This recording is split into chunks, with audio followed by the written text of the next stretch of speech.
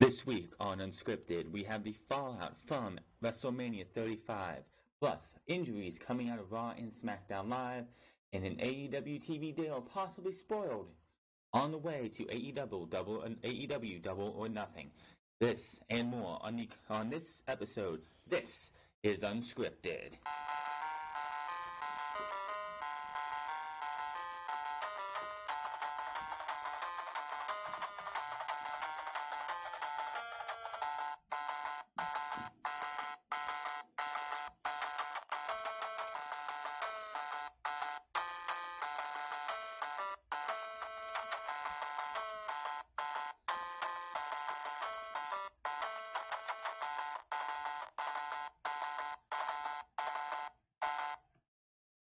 What is going on, everybody? It's the France, and we're here again for episode 65 of Unscripted, back at our normal time for Saturday, April 13th, 2019. WrestleMania is in the books. We are back to normal schedule, and we are off and running towards Money in the Bank season already. Usually Money in the Bank has been in June, July time, but this year they decided we're going to move it up to May for whatever reason. So that's coming up our next pay-per-view. Coming out of Raw and SmackDown, we have a potential challenger for the man, Becky Lynch. And really not much else because we have the Superstar Shakeup coming up this coming week, which we will have a video going up tomorrow for the Superstar Shakeup. We will be predicting who's going to Raw, who's going to SmackDown, maybe, and who's coming from NXT, and possibly somebody coming from 205 Live as well. Make sure to check out the channel tomorrow for that. We will be going all over all of those tomorrow afternoon. As we used to go, Raw, SmackDown, NXT reviews, but NXT this week was the Aftermath show, so quite honestly, nothing really to talk about there. And by that time, I didn't really watch it. I might have watched it later, I can't remember. But by the time NXT Aftermath came, I was wrestled out.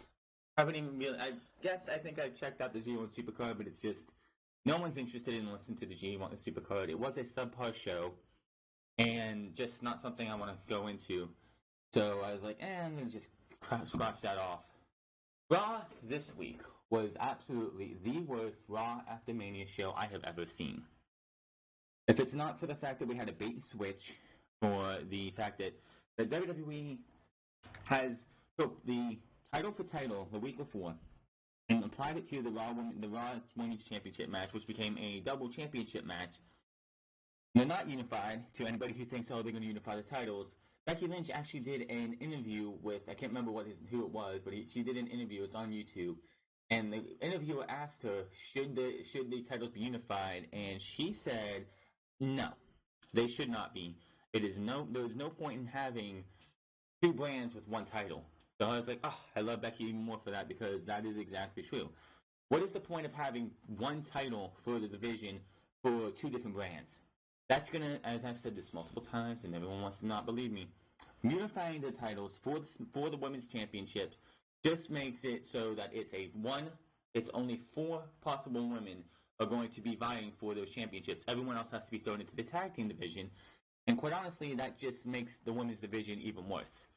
That would mean you would have Becky, Charlotte, Lacey Evans, unfortunately, and possibly Asuka. Possibly.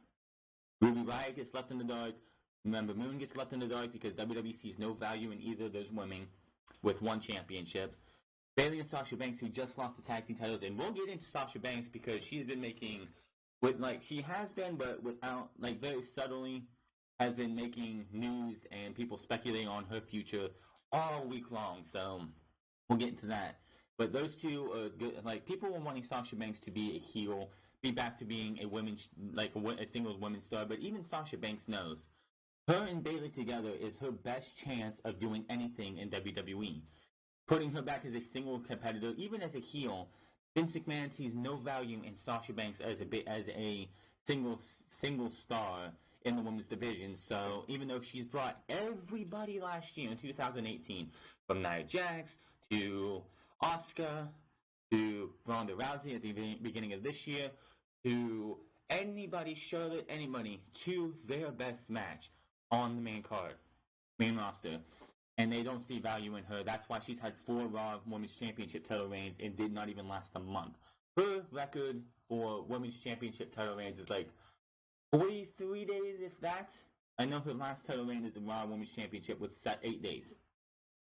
If that, and I know, yes, everyone should know that any championship that you see Kofi Kingston hold, Daniel Bryan hold, the Usos who are now holding by the Hardys, all the titles you see in any wrestling promotion are props. They aren't real.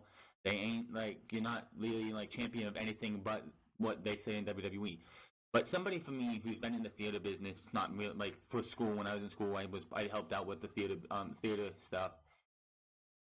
WWE and any wrestling business, as soon as like in front of that camera, as soon as their music hits and they come out, that's like them coming on stage and the curtain opening, and they're in that world. Like if you watch Beauty and the Beast or The Lion King, while these guys are in those roles, that's who they are playing. That is exactly how WWE or any wrestling business works. When they're in in the arena or wherever the curtain opens, that is who they are. They are the champion of that in that brand right there. So Sasha Banks and Bayley work, and we talked about it before, and people have too. Bayley and Sasha Banks work their asses off to get those titles even into existence, and to lose them the way they did was absolutely criminal. And we'll talk about it in a minute. Becky Lynch is your women's champion, two-time woman, like back-to-back. Like she is the only woman to win 2 titles at WrestleMania. Lance Storm actually, and this was kind of funny because Lance Storm posted a video of a tweet on Twitter where he said Becky Lynch and Triple H were the only 2 people at WrestleMania. Leaving out Daniel Bryan, were the only 2 people to win 2 championships at WrestleMania. And he never replied to me, but like, no, Lance, you're wrong. First off, Daniel Bryan also did what Triple H did, winning 1 championship that is represented by 2 titles at WrestleMania. Becky Lynch is the only woman, the only person in WrestleMania history to win 2 championships in one night. She is the only person to win 2 championships in one night in the same match. It wasn't a unification match, because if it was, then she would be just like Daniel Bryan and Triple H. But no, both championships are still not unified, and the WWE would be foolish unless they're going to say we're done with the brand split, which this week honestly felt like they were killing the brand split because the Bar were on Raw, Kofi Kingston and the New Day were on Raw in that bait and switch title match, which everybody was paying for. First off, if you were in the Barclays Center and you thought that was going to have a conclusive finish, you're a fucking idiot. Braun Strowman and Drew McIntyre were on SmackDown, as well as Lars Sullivan was on both shows. He's still technically a free agent, and Sami Zayn was on both shows.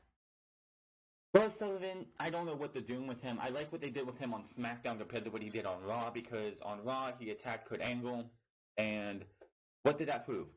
He beat down a 50-plus-year-old, broken down former Olympian who was retired by Baron Corbin the night before, losing to Baron Corbin. Didn't help him. Now on SmackDown, he came out after the Hardys beat the Usos for the Tag Team Championships and sent them crashing and destroyed them. Definitely felt like a little bit bigger of a threat after that one. Some people out there was like, oh, he fed the Tag Team Champions to Lars Sullivan. That makes them look like losers. You got to make Lars Sullivan look like a fucking killer.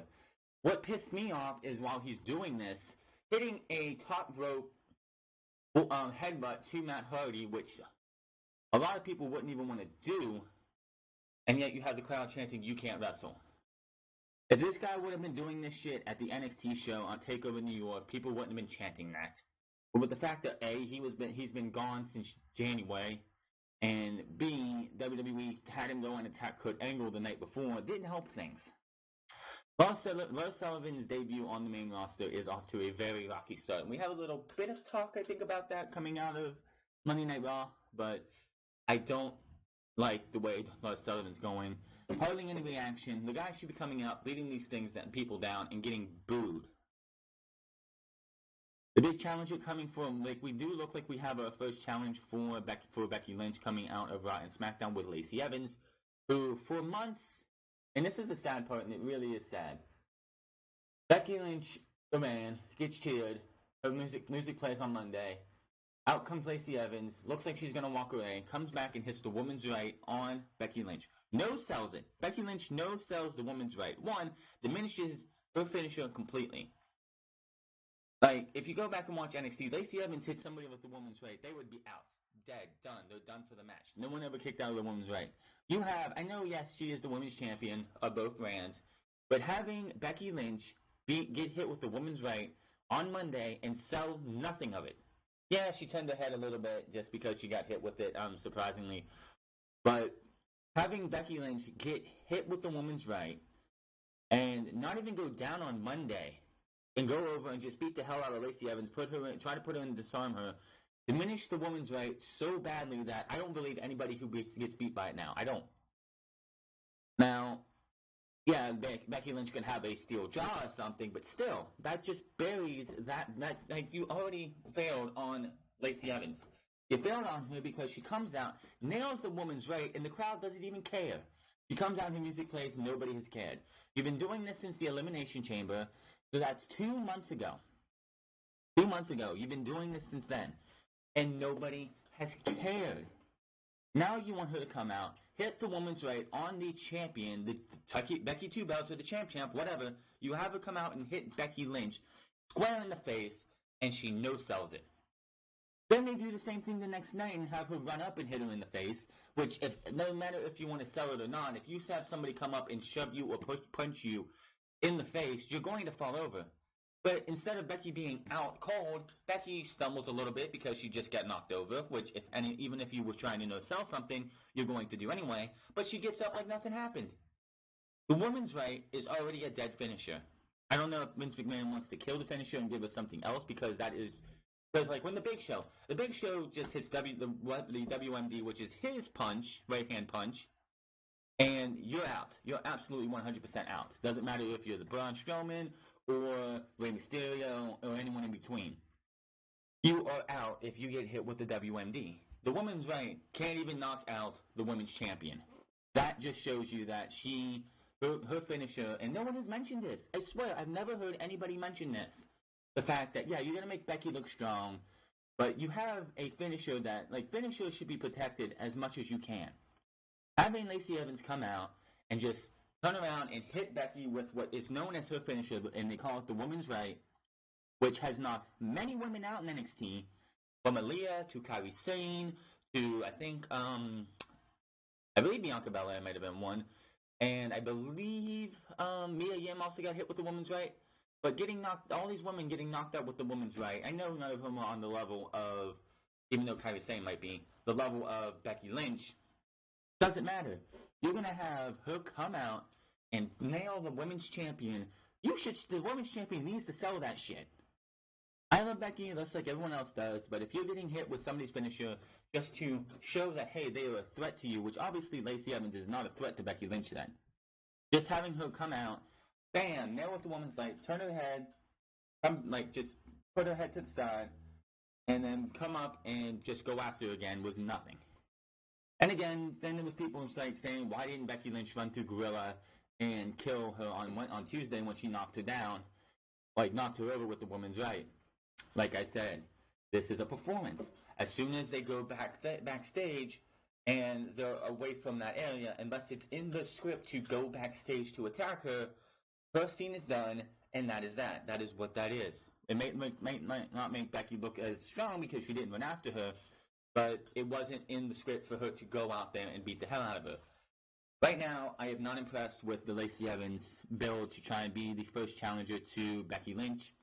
Becky Lynch should come out if they have a match of Money in the Bank between these two, which Lacey Evans needs to wrestle a match.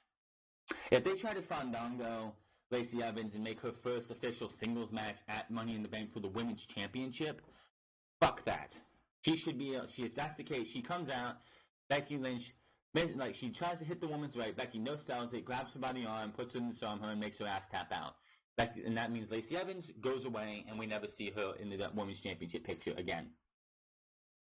Something that was a main theme of both Raw and SmackDown, or a theme of Raw and SmackDown, was a cardboard box that was smoking that had a buzzard pop out of it that was laughing and then, chucking up on smoke. Obviously, with some a new rendition or a weird rendition or creepy rendition of Bray Wyatt's music playing in the background. If you didn't listen, you couldn't really. Yeah, I missed it on Monday, but when you listen to it on Tuesday when they showed it again, you can tell that's Bray Wyatt's music. And the buzzard little camera effect that you would see for Bray Wyatt. So obviously Bray Wyatt's making his return. What the buzzard has to do with anything is beyond me. I don't know. I hope he's not going to be like playing with puppets when he comes back, because I think that would be just fucking weird. Now, again, one of the biggest, most heinous things that WWE did on Monday was they took the title for title thing that you did last week that you brought to WrestleMania and made it a big fucking deal about the women's championships, not unifying them. And to anybody who was like, oh, this is great, I can't wait to see this title for title. One of these guys is going to be double champion coming out. They're going to be unified champions. We're going to end the brand split. Are you fucking stupid? Are you fucking stupid?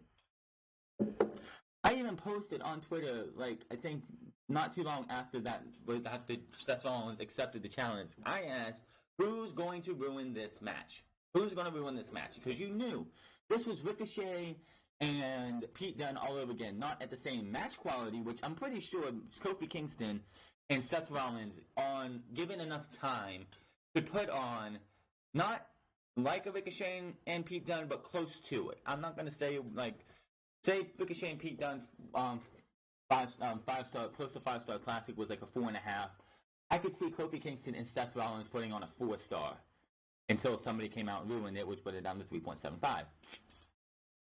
By the way, Dave Meltzer did come out and with the star ratings over the weekend and gave Johnny Gargano versus Adam Cole a 5.5-star rating. I would disagree with that, for the simple fact is, yes, if it was just that final fall, 5.5 star for sure. You cannot give a 2 out of 3 falls match. You cannot rate a 2 out of 3 falls match in the same way that you would rate a normal singles match or a normal tag match or a normal whatever.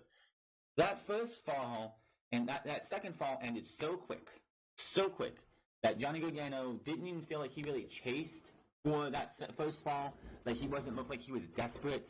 It was like the first fall was roll up between the two until Adam Cole hit him with, I believe, the last shot, 1, 2, 3, and ended it. The first fall lasted longer than the second fall. Of course, the third fall was absolutely amazing. If you were judging on the final fall itself, yes, you want to give a 5.5 star, that's fine.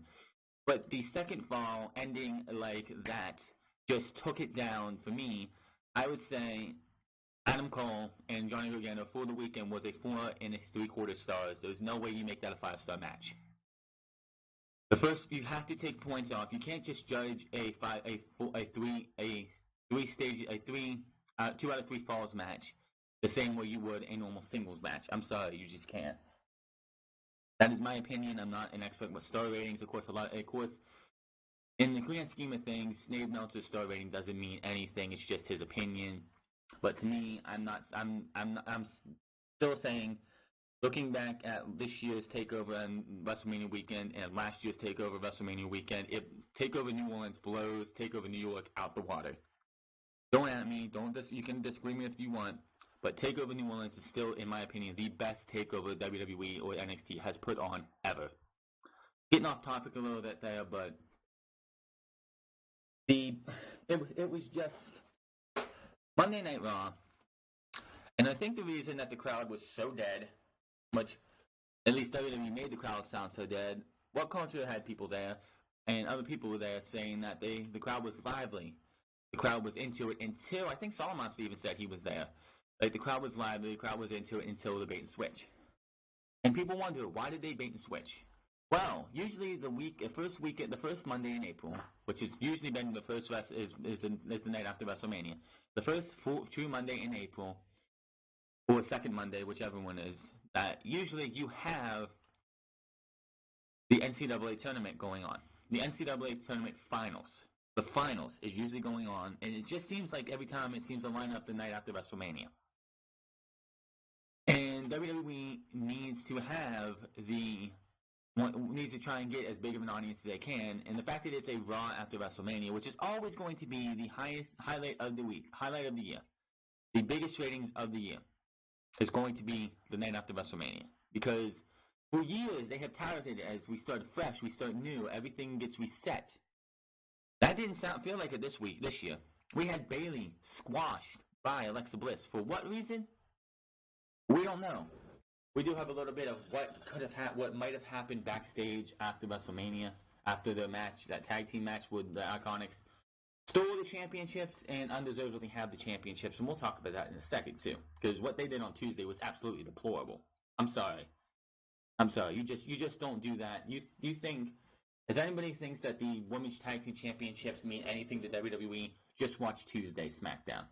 This past Tuesday's SmackDown. That was fucking deplorable. But before we get to Tuesday completely, it's just it feels like the fact that WrestleMania went to 12:30 at least. And pretty much, I'm probably sure anybody who was at Monday Night Raw the next night were probably at MetLife Stadium, which the transit was awful. I don't think anybody, like, the problem, and this is WWE's fault. This is WWE's fault that the transit was so awful. Nobody queued in New Jersey, or where MetLife Stadium is. No one queued in the transit that WrestleMania was going to go until 12:30. Like, if you cut that down to 11 o'clock, 11:30, I guarantee you they wouldn't have had a big of a problem with the transits. But the fact that there's pictures online everywhere that there were people standing outside, and Vince McMahon and WWE got very lucky, because 10 minutes after the show went off the air, it started to rain. It started to rain outside MetLife Stadium. So they got so lucky that final match did not get a rain out. But with the fact that WrestleMania went so late and the transit was so awful, the crowd just seemed like it was drained because they didn't get back to their hotels or anything till way late, and they were just so tired. SmackDown, with Raw ending at 11, of course, and everyone able to get out of there after the Dean Ambrose stuff, which Dean Ambrose is gone.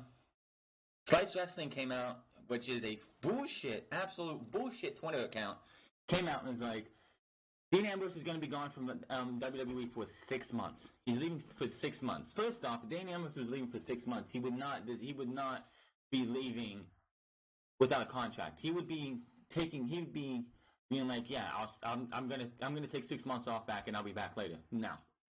Dean Ambrose is gone. It's really odd that WWE decided to do what they did to acknowledge Dean Ambrose leaving, even let him come out, even though he's been written off TV twice by Drew McIntyre, have him come out, again get written off by Bobby Lashley by getting thrown to the announce table, where after Bobby Lashley said one of the most disrespectful things, don't worry, Dean. When you leave, I'll make sure to take care of your wife for you. Kind of fucked up. No reason to say that shit. But after the show went off the air, Dean Ambrose was brought back out with Seth Rollins and Roman Reigns, who was left off TV conveniently because when they did the whole thing later, and this is the thing that's so fucking stupid. The crowd booed him. The crowd booed him at MetLife Stadium, and the crowd booed him when he came out to say goodbye to Dean Ambrose. Seth Rollins, obviously pissed off about this, told the crowd, hey, don't boo this guy, he just got done beating cancer's ass. Well, Seth, people are tired of already hearing, oh, he beat cancer. So fucking what? Enough of it. You think Roman Reigns, the Roman agenda was bad before? Now, Roman Reigns, every feud that he's going to be in from now on is going to be about him beating cancer. Oh, he beat cancer, but he can't beat me. I guarantee you, anybody he faces from now on is going to use the line, if he may have beat cancer, but he can't beat me. I guarantee you. And that's going to get nauseating immediately. You had Drew McIntyre say it, and Drew McIntyre got beat at WrestleMania. Now, we will talk a little bit about Drew McIntyre being on SmackDown and disappearing at the end of SmackDown here in a bit, because something just was weird about the end of SmackDown, and when I read it all, I'm gonna wonder what the hell was the point. Monday Night Raw had no Braun Strowman, no Ronda Rousey. Ronda Rousey we'll talk about that in a second with her injuries, and of course no Roman, who was there later in the night because they hid him from. Don't expect to see Roman Reigns unless it's a pay-per-view in New York, Los Angeles, Chicago, or any other place. Summer Monster actually put this out on his, and I thought it was kind of funny because he was there. During commercial breaks, they did special things for the crowd, and one of them was they look for epic signs or stuff in the crowd. I mean, stuff that was approved by WWE. Well, one of the cameramen, got a sign that they didn't expect to see or didn't expect to put on there, and the sign says, "Is it too early to boo Roman?" When I heard Solomon Monster mention that, I thought that is fucking hilarious. And he said they couldn't wait to get that off the screen. That was absolutely hilarious. Is it too early to boo Roman? No, it's not. He had his feel-good moment. He had his time back. If I hear him one more fucking time say, "Life is too short, you never know what tomorrow brings," or something like that, I swear I want to just take my fucking computer screen or my TV screen and just chuck it out the fucking window. It's nauseating, and it doesn't need to be said anymore. You said it once, fine, okay, whatever. You don't have to say it every single fucking time you have a goddamn promo. Welcome to Roman Reigns back, and I guarantee you he's going to be booed everywhere before SummerSlam. SmackDown Live felt really weird. We had Kofi Kingston celebrating his WWE Championship win. Still, then you had the Bar come out and say, "Well, you owe us a thank you because that bait and switch we did the night before, and we saved your WWE Championship." And then they try to challenge them to a 6-man tag match. Big E's like, "Well, you only have 2, we have 3. What's going on here?" Oh, so I was like, "We made a friend," and out came Drew McIntyre. And I'm like, well, the brand split's dead. The brand split's dead. What the fuck's the point of the brand split? But the reason they did most of these things, we had Raw and SmackDown on Raw, is because the Superstar Shakeup is next week, and they seriously want to have you think about the Superstar Shakeup. Even though it's international, people are saying Pete Dunne's going to be there, others as well. We'll have to wait and see what happens next week. Again, we will have a prediction show tomorrow. The next match was Ali and Aleister Black and Ricochet, which I fully expect this is their last match on main roster TV as a tag team. There was no reason to split them up just because it was not time yet. When the brand split happens, one's going to Raw, one's going to SmackDown.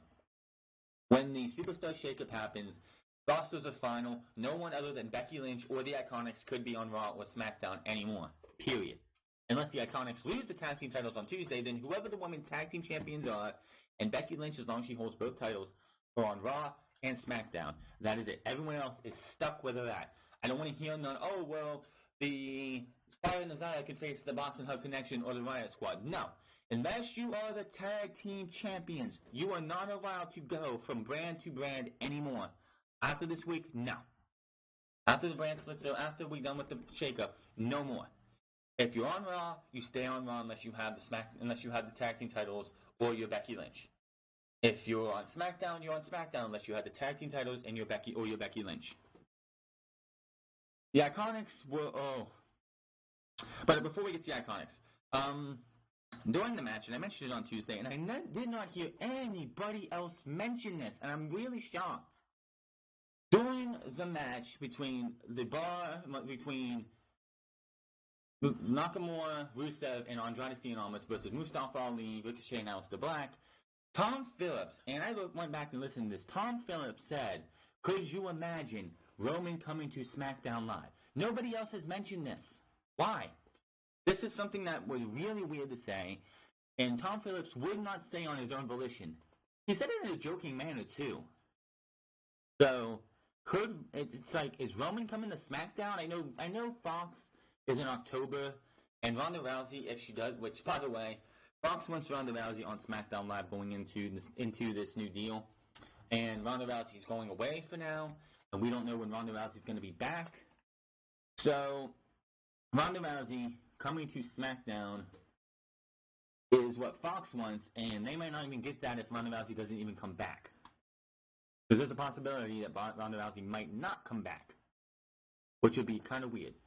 But the fact that they went out, Vince McMahon had Tom Phillips say, "Imagine if Roman Reigns would be coming to SmackDown Live," in a joking manner. He actually he had like a laugh to it. It was weird. Then, of course, like I said, the Iconics. Those belts look worthless on them. Yes, like I said, the belts, all titles, anything you see, the Money in the Bank briefcase, any trophy that you see, they're all props. They mean absolutely nothing outside of WWE. You're holding a championship that only has any validity in WWE. You go to a UFC show, that's like when Paul Heyman said Brock Lesnar's going to go to the UFC and lay his championship down in front of everyone there and stuff, and it's like, yeah, and he's going to get laughed at by every MMA fan out there because those championships actually mean something. Your championships outside of WWE mean nothing. But in the kayfabe world of WWE, those titles look so irrelevant and so worthless on the Iconics. And what they did, yes, last Wednesday, not this past week, but the weekend before, the go-home week, 2 days before TakeOver, yes, the War Raiders faced off against two jobber teams and destroyed them, but they didn't put the tag team titles on the line. Why the hell are the Iconics coming out and it's like, we're going to defend our titles against anybody, anywhere, anytime, any place? We're going to introduce a team that's like 45-0. We're going to introduce the Brooklyn Bells, who are jobbers. One's a highly recognized, I don't remember her name, but one was a highly recognized name, Brian Zane and JD from NY206, both named her as being really better than where she was at in this entire position. But they get destroyed by the Iconics, and they make those titles look absolutely irrelevant. What have the Iconics done in the last year to even warrant being champions of anything? The biggest thing about this is that after this match, Kayla Braxton is backstage with Paige. And Paige has come out and said that she is going to be bringing a new tag team to face the Iconics next week. If the Iconics drop the tag team titles to whomever it is, and it's got to be one or two teams, it is going to be, and a lot of people are saying maybe it's her managing the Samoans, which we'll talk about why that is an impossibility right now because somebody's going for double knee surgery and is going to be out for at least 6 to 8 months. The only teams it could be, in my opinion, are Vanessa Bourne and Aaliyah. God help me, no. No. If we come to SmackDown Live and Paige comes out with Vanessa Bourne and Aaliyah, I'm just going to be like, I'm done.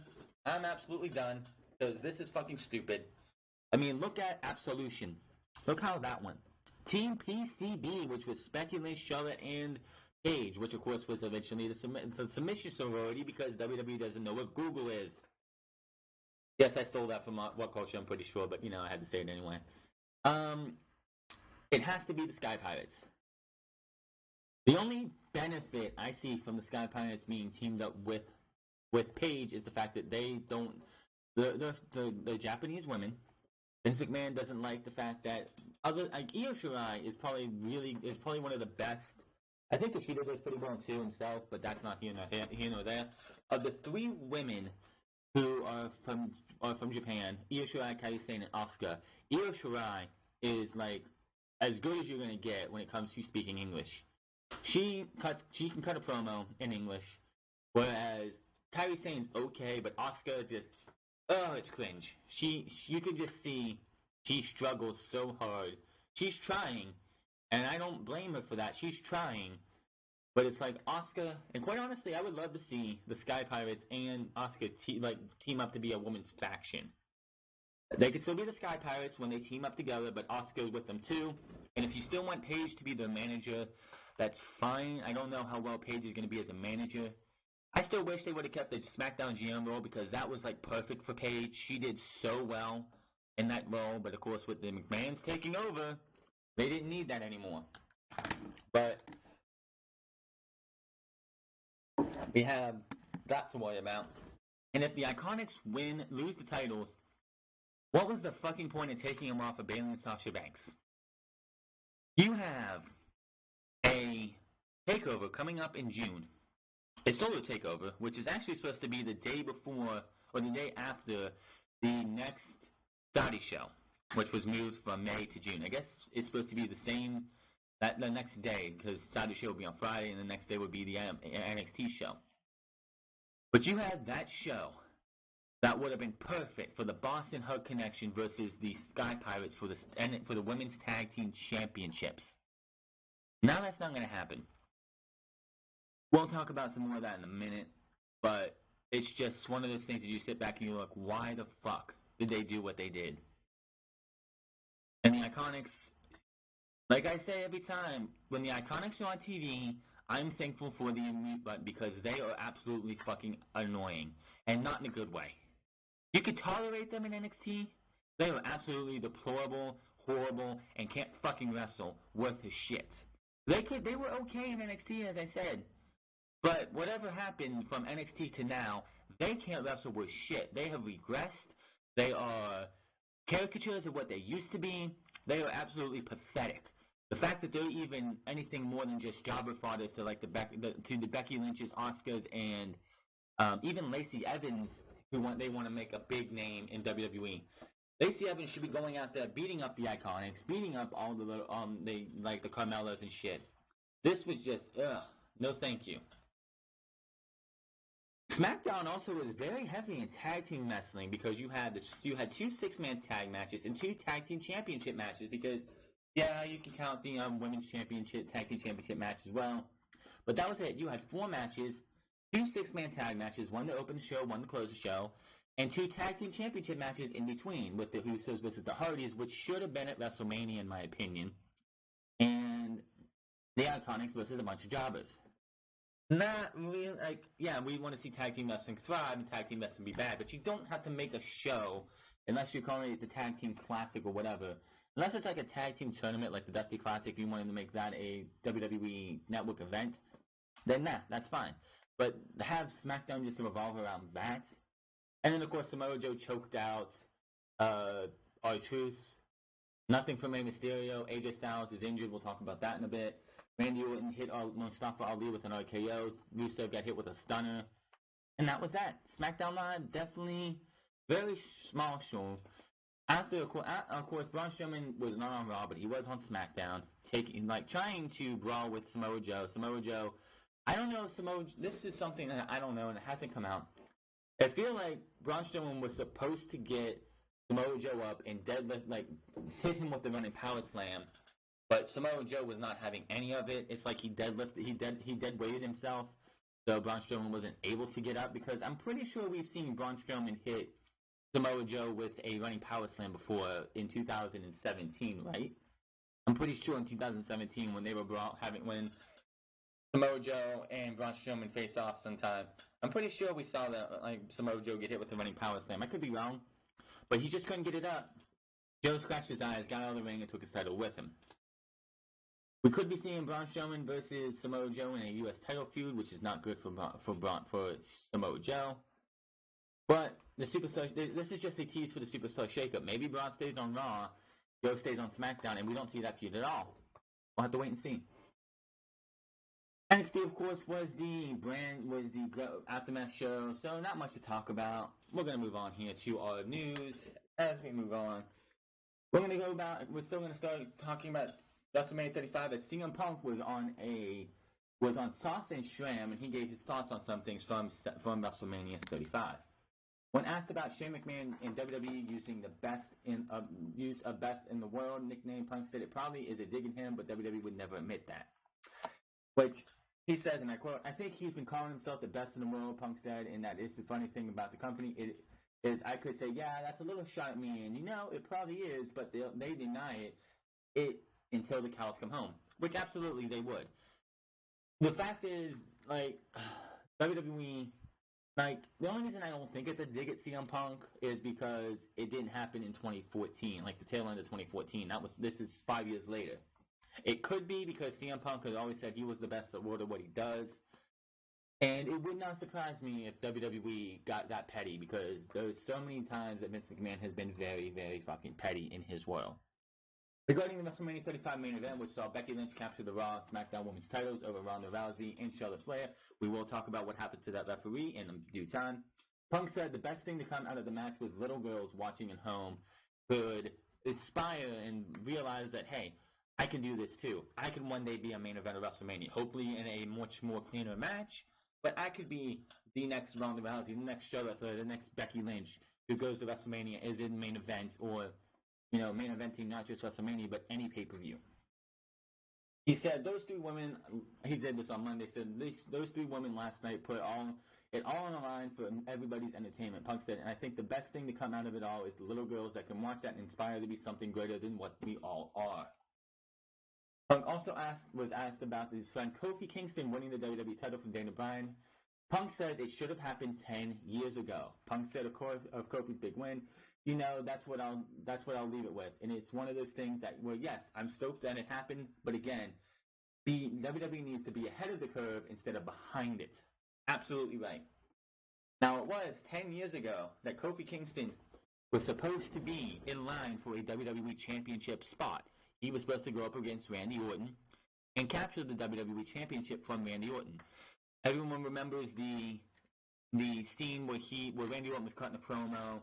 Kofi Kingston was in the back because earlier in the night, Randy Orton got a custom NASCAR with his face on it, or his, I think it was his entire body on it. And Kofi Kingston was standing on top of this, cutting this promo. This is right after he dropped the Jamaican accent. He grabs a couple of buckets of paint and he pours them on top of that. He also, I believe, later in that night hit the boom drop on Randy Orton through a table that was in a production area. And that was supposed to lead to Kofi Kingston, I believe, at the next pay-per-view or winning the WWE Championship. That title match never happened because Randy Orton went into the back, bitched a fit. Kofi Kingston in a match was supposed to get beat by the boot to the Randy Orton's kick in the corner, his running kick to the face, and Kofi wouldn't stay down. Oh, and he hit him with an RKO, and he said, "Stay down, stupid." And Kofi was never in championship contention again until, of course, this year. Yes, should have happened 10 years ago. Absolutely right. But everything happens for a reason, and Kofi Kingston is in the position where he's at because he actually, he did not rush himself, and he did not try and push himself he pushed himself eventually, and he finally got where he's at. What's going to happen with the New Day going forward, I have no idea. We will talk about one member of the New Day, not named Kofi Kingston, who is going to be out for a good while. In a bit. News on Lars Sullivan's debut, though. On this past Monday's post-WrestleMania 35 edition of Raw saw Lars Sullivan finally make his debut. He attacked Hall of Famer Kurt Angle after Angle got payback on Corbin, who defeated Angle in his farewell match at WrestleMania 35 on Sunday. By the way, what was the point of having Kurt Angle come out and say the go-home show to Raw was his final episode of Raw when he shows up the night after WrestleMania? You lost, go away, never come back. Lars drove Angle to the mat with his freak accident and hit a diving headbutt from the top end. Lars' attack on Angle was supposed to be what he was going to do to John Cena back in January, according to Dave Meltzer. It's been reported WWE had plans for Lars to debut back on Raw in January to set up a potential WrestleMania 35 feud between the two. Lars reportedly had some personal issues that kept him away from WWE until now. There's no one yet if they have the Lars vs. Cena feud planned that they could use Cena's history with Angle to bring him into the feud with Lars. And what happened on SmackDown Live, I'm going to say definitely not. They're just using Kurt Angle and the Hardy Boys to try and get him over as a monster heel. I think having him attack Kurt Angle was the wrong way to go. I said it on Monday. I think I said it on Tuesday as well. Having Lars Sullivan come out to beat up Kurt Angle did nothing. If you really wanted to get the most out of Lars Sullivan making his debut, let Kofi and Seth Rollins go till 5 minutes left. 5 minutes left. They're coming. It looks like one of them's going to win. They're struggling. These guys are beating the hell out of each other. They're having a hell of a match. All of a sudden, lights go out. Lights come back on. You give it about 60 seconds. Lights come back on. Lars Sullivan's in the middle of the ring. Both Kofi and Seth Rollins are on the mat. Lars picks up one, freak accident. Lars picks up the other one, freak accident. Goes up, and a diving headbutt to one, diving headbutt to the other one if you have to, and that's that. Kofi Kingston versus Seth Rollins ends in a no contest, and that would have been that. That would have been more powerful, and people probably would have been much better off booing him than that. Do I see, I'm just going to say this now. Thank God Lars Sullivan did not face John Cena. What we got with John Cena at WrestleMania was fine. That was perfect. That was awesome. Lars Sullivan versus John Cena at WrestleMania would have led to John Cena going over Lars Sullivan. Don't get it twisted or anything. When was the last time John Cena put a young star over at WrestleMania? He beat Bray Wyatt, he beat Rusev, and he beat The Miz. John Cena only loses to well-established stars. As in, he's only really lost to The Undertaker and The Rock and... I'm not sure, but I'm pretty... Yeah, he's won more than he's lost at WrestleMania. And the ones he's lost is like to The Undertaker, to The Rock, to... Yeah. John Cena does not lose to young stars. He lost to The Miz. Now, see, he did lose to The Miz in WrestleMania 27 with the help of The Rock. But he got his win back last year, or 2 years ago.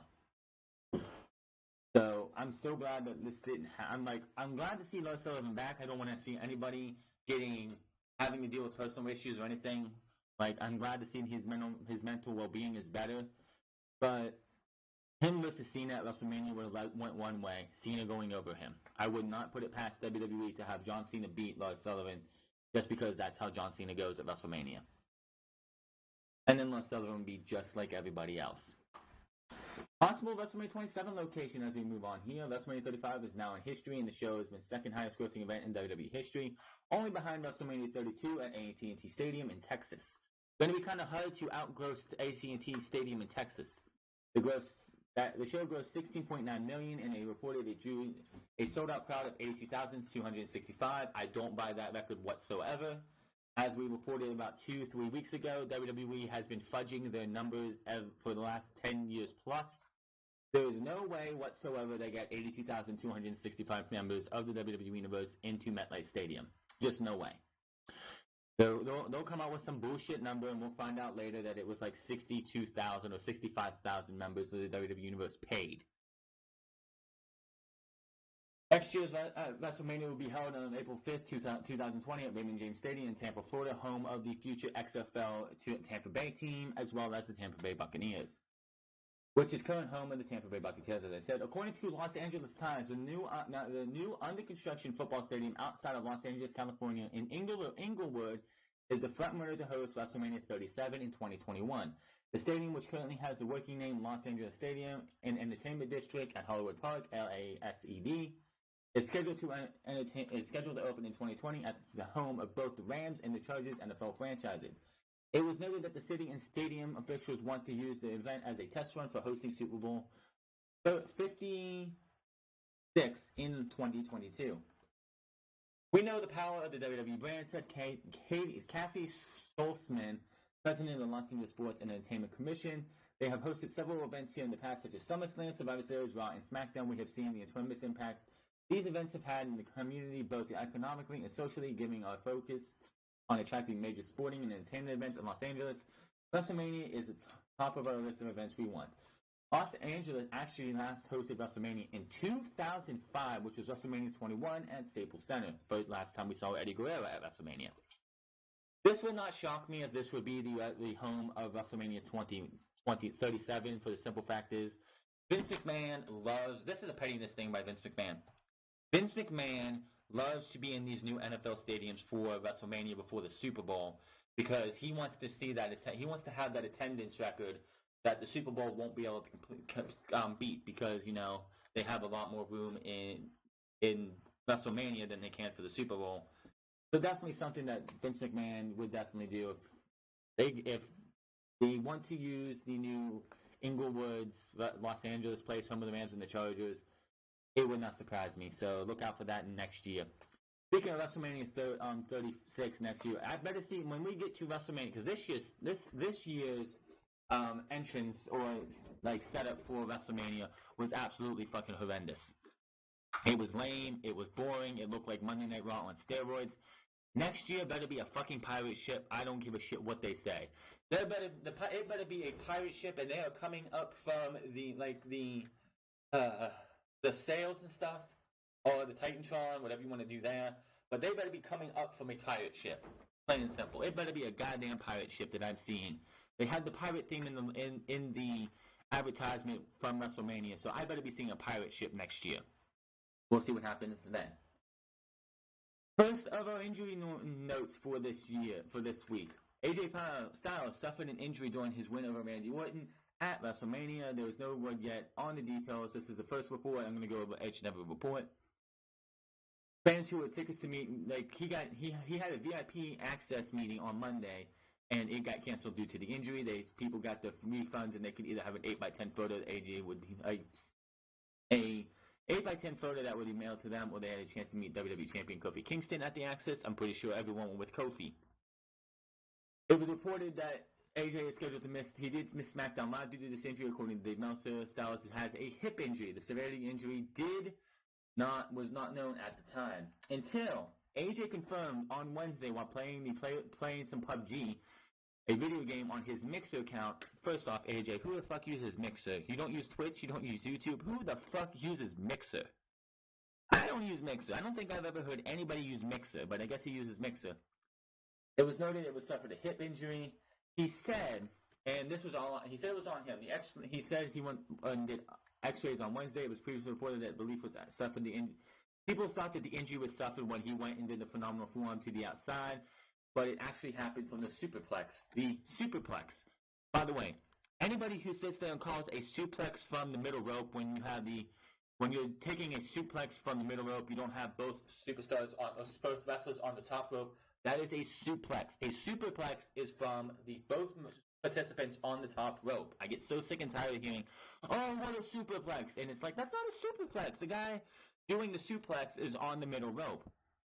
But he said, and I quote, "When you take a suplex from about 15 feet in the air, I think I hit my left side before my right side just a little bit, and that's totally on me. Totally my fault," AJ said on the injury. It kind of knocked my hip out of place, and then everything else, all those muscles in my butt and your back swell up, and those muscles press on your nerve endings, and the next thing you know, you can't walk the next day.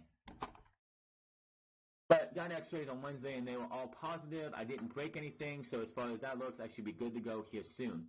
That is absolutely great to hear. That would be the one thing that would fucking suck if you heard that he had X-rays and he might have broke something, tore something, but it looks like everything just got popped out of place. Styles said the injury came from the superplex.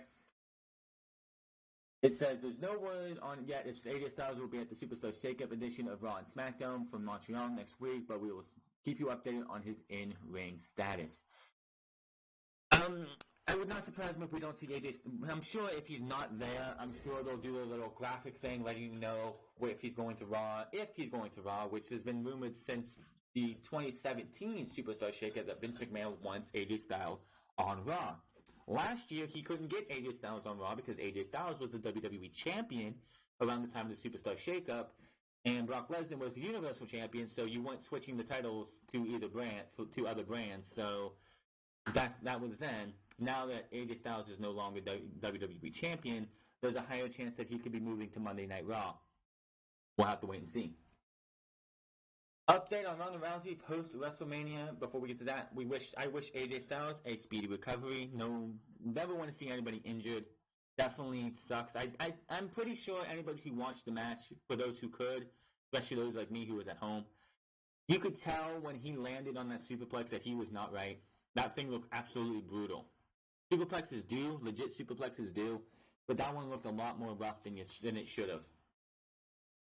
Ronda Rousey reportedly suffered a broken hand at WrestleMania's main event with Charlotte Flair and Becky Lynch for the Women's Championships. F4W Online reports that Rousey broke her right hand while throwing punches in the match. The injury was described as significant. So she's supposed to be taking time off anyway. Any plans of Ronda Rousey coming back early, like SummerSlam time, is pretty much out the window. I don't expect, if Ronda Rousey is coming back, I do not expect to see her back to the Royal Rumble.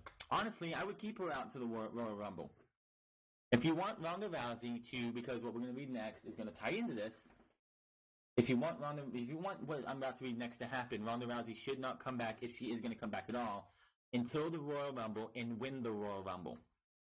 Multiple sources have confirmed that Sports Illustrated that the finish of Winner Take All WrestleMania 39 match with the main event, Charlotte Flair, Ronda Rousey, and SmackDown and Raw Women's Champion Becky Lynch went off as planned. There was a speculation that the botch at the end was not supposed to happen. The pinfall was, but the botch was not supposed to happen. As previously reported, the match was scheduled to end with Lynch pinning Rousey. According to SI, the finish with Lynch pinning Rousey while Rousey got her shoulders up was not designed. It was not supposed to happen. But But they reported that it was designed to protect Rousey and keep her character strong. The controversial finish allowed Rousey to say Lynch did not legitimately defeat her. This is actually bullshit right here from here on out. SI also reported that WWE officials reportedly have Rousey tentatively planned to face Lynch in a singles match at WrestleMania 36 on April 5th, 2020 from Tampa. Dave Meltzer added on Wrestling Observer later that WWE officials do want to do the rematch, but there's no date for her return yet, and there's no date of plans confirmed for the rematch. Rousey is expected to step away as she is. She has stated in interviews in the past that she wants to have children with her husband Travis Brown, which throws out any timetable for a return if they plan to do so during her break. She will also need to recover from the broken hand that was suffered during her match while throwing punches. Well, if she gets her hand, if she gets pregnant within the next month, then she would still probably be able to get back about the Royal Rumble time, maybe, depending on how things go. Of course, the hand's going to take at least 2 months to heal, or at least a couple weeks to heal, as long as she's not doing anything else. She was at Raw, but she wasn't on the show. There was a picture of her and Bret Hart in backstage area. She got a picture with Bret Hart. She did have a cast on her hand.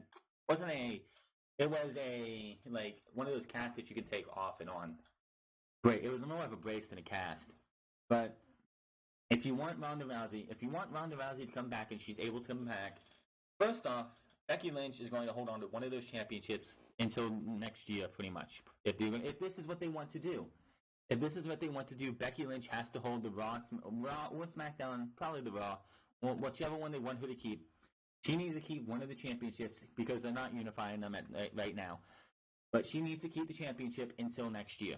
Until next year, going into WrestleMania, Becky Lynch should have the longest reign as a champion. The problem with this is, do you have any faith in WWE to keep Becky Lynch as hard as she has been? I don't. I feel like they're going to fuck her over big time. So, will we even have this happen? I don't think so. But this is what they want to do right now. It's tentative. Doesn't mean it's going to happen. This isn't a Roman Reigns 2 years ago, WrestleMania 33, when they were coming out of that show where Brock Lesnar was the Universal Champion. As soon as that show ended, I swear, Dave Meltzer, Bryan Alvarez, and everybody else was reporting that Brock Lesnar versus Roman Reigns is going to be the WrestleMania 34 main event. A year out. That was something Vince McMahon was pushing. They could be talking about this right now. And as we noted, last year, it was supposed to be Charlotte Flair and Ronda Rousey going into WrestleMania 35. We got Ronda Rousey, Charlotte Flair, and Becky Lynch. So anything can change. Now, Shayna Baszler could come up and they go, well, Shayna Baszler's fucking badass. Let's do Shayna Baszler versus Ronda Rousey at WrestleMania. We don't know. This is just what they're going with right now. No, the botch where she got her shoulders up was not supposed to happen. In fact, if I can find the thing here. I know it's on here. It was heavily speculated and reported that the WrestleMania 35 main event had a botched ending, and now Fightful is reporting that the referee for the match has been punished while he doesn't have any heat backstage. Rod Zapata was pulled aside by Vince McMahon during Monday Night Raw and was fined for the error. Vince said that he should have waited until Ronda Rousey's shoulders were down to count, and that if there was an error, it'd be on the performers at that point. Additionally, there was an issue in the tag match between Aleister Black and Ricochet and Chad Gable and Bobby Roode, which I have no idea what that was. And referee Dan Engler was also fined due to a spot being messed up. It was a big issue, but McMahon is trying to set an example going forward. So, yes, anybody SI was wrong. It was not going. It did not go as planned. If it went as planned, and that was the plan for her to get her shoulders up and the referee to count the thing, they would have mentioned it on Monday Night Raw, and I don't really think they did. Raw or SmackDown, I believe they did not mention it any time that she was out there. It did not go as planned. So, right now, they want to do Becky Lynch versus Ronda Rousey. This is April 13th, 2019. That is a little under a year before we get to next year's WrestleMania. By the time we get to next year's WrestleMania, there is absolutely no way that they're going to really want that. I guarantee you. By the time we get to WrestleMania next year, Becky Lynch will probably be cooled off because Vince McMahon can't help himself. Charlotte Flair will probably be back in the title picture, and we'll probably have Charlotte Flair versus Ronda Rousey at WrestleMania. Or Shayna Baszler's been brought up, and it's Shayna Baszler versus Ronda Rousey. Who the hell knows? Even maybe Ronda Rousey doesn't come, and we don't get that match that they want to do. We'll just have to wait and find out, but that is what it is. Raw had its best ratings in all of the year. This is not a surprise. They drew 2.922 ratings for that show. For the show, hold on, 2.923, which is the highest they've done this year, which is always the case. But they barely edged out February 25th Raw from this year, which was at 2.922 viewers for a show that had the return of Roman Reigns and Batista. So the Raw after Mania was only a 0.001 better than the show that brought back Roman Reigns and Batista. Which everyone, it's not because of Batista, it was because of Roman Reigns. By the time Batista was on that show for about 2 seconds. This is nothing different. The only thing is that last year, post, let me see. This is down 25% from last year. Last year's was in the threes. But WWE is never going to, Monday Night Raw, as it stands right now, will never be in the threes again. Never. As long as it caters to how it does, it's never going to be in the 3.0s or higher again. This is the best viewership Raw has actually had since the post-SummerSlam episode last year, which drew 3.095 million views. Definitely. This shows you where they were at since even August of last year. And of course, that big, November, December last year was absolutely just horrific. And the ratings just kept to dip. They're going to continue to dip. They're at 2.923 million views this year. Next year's WrestleMania, I guarantee you will be at, if it's in the twos, it will be about 2.5, if that. We'll have to wait and see. But yes, SmackDown drew a good rating too. But again, post WrestleMania shows, not a big surprise. Then we're going to get into the Sasha Banks stuff here in a second. Sasha Banks pulls out of a TV appearance due to personal reasons. This has been a talk of the wrestling community, Sasha Banks, all week long. Banks was scheduled to appear on the Wendy Williams show Tuesday. However, her appearance was canceled. Banks took to Twitter to explain that her appearance was nicked due to personal reasons while using the hashtag #IfYouOnlyKnew. Banks and Bayley, the inaugural Women's Tag Team Champions, lost their titles to the Iconics in one of the worst matches in WrestleMania 35 to one of the worst tag teams in wrestling history. It was announced on Monday that Alexa Bliss would be wrestling her first match since January on Raw later that evening against either Banks or Bayley. Bliss ended up facing and defeating Bayley in about 3 minutes, squashing her.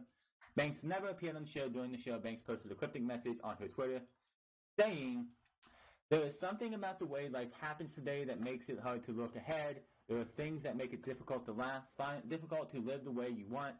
There are things that make it almost impossible to trust where you are or believe in where you want to be. You look around and life is happening way too fast. Sometimes it feels like the moments are gone. Everything happens all at once and right away we're marching towards a destiny we cannot understand, towards the kingdom of covenant. Then one day,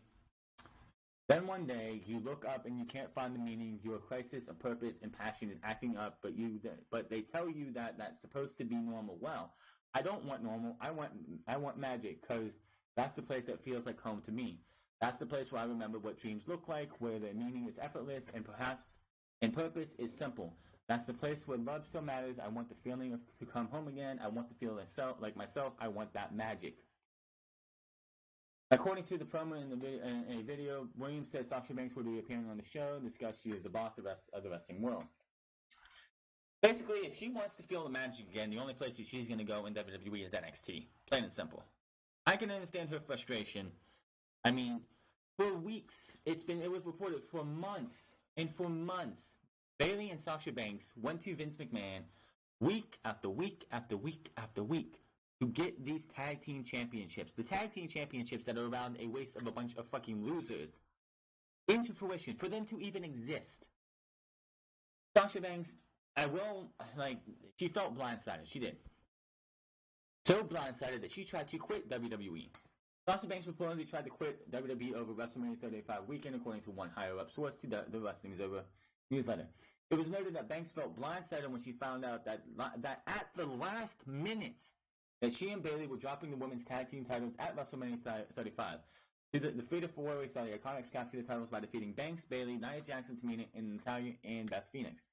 Banks was reportedly under the impression that WWE was giving them a chance to have a strong run with the titles, to bring credibility to the new titles, and to establish them as a serious titles. The decision was then made to go with the Iconics as champions, a team that some say will make the titles feel like a gimmicky comedy bout. And then you look what happened on Tuesday night, where they went up against a bunch of jobbers with the tag team titles on the fucking line. Do they feel like a gimmicky? Fuck yes. The Iconics are nothing but a terrible gimmick. They suck at wrestling. They suck on the fucking mic. I like I said, I'm thankful for the fucking mute button because I can't stand their fucking voice. Oh my god, it's just so fucking annoying. Shut the fuck up, take the microphone away from them, and get them the fuck out of here. The Iconics are fucking trash. Yes, as I said before, all bells are props. They don't mean anything outside the WWE. But in the kayfabe world, they make these titles look like just gimmicks. Like nobody should take them seriously. Banks and Bayley, I will have to say this. You should have saw this coming. This Sasha Banks, in her entire main roster career, has had one successful title defense, and that was at Fastlane. Won the titles at the Elimination Chamber, and then defended them at Fastlane, and that was it. Her 4 Raw Women's Title Championship reigns were one and done. She wins the championships, defends them a couple days later, and loses them. Every single fucking time.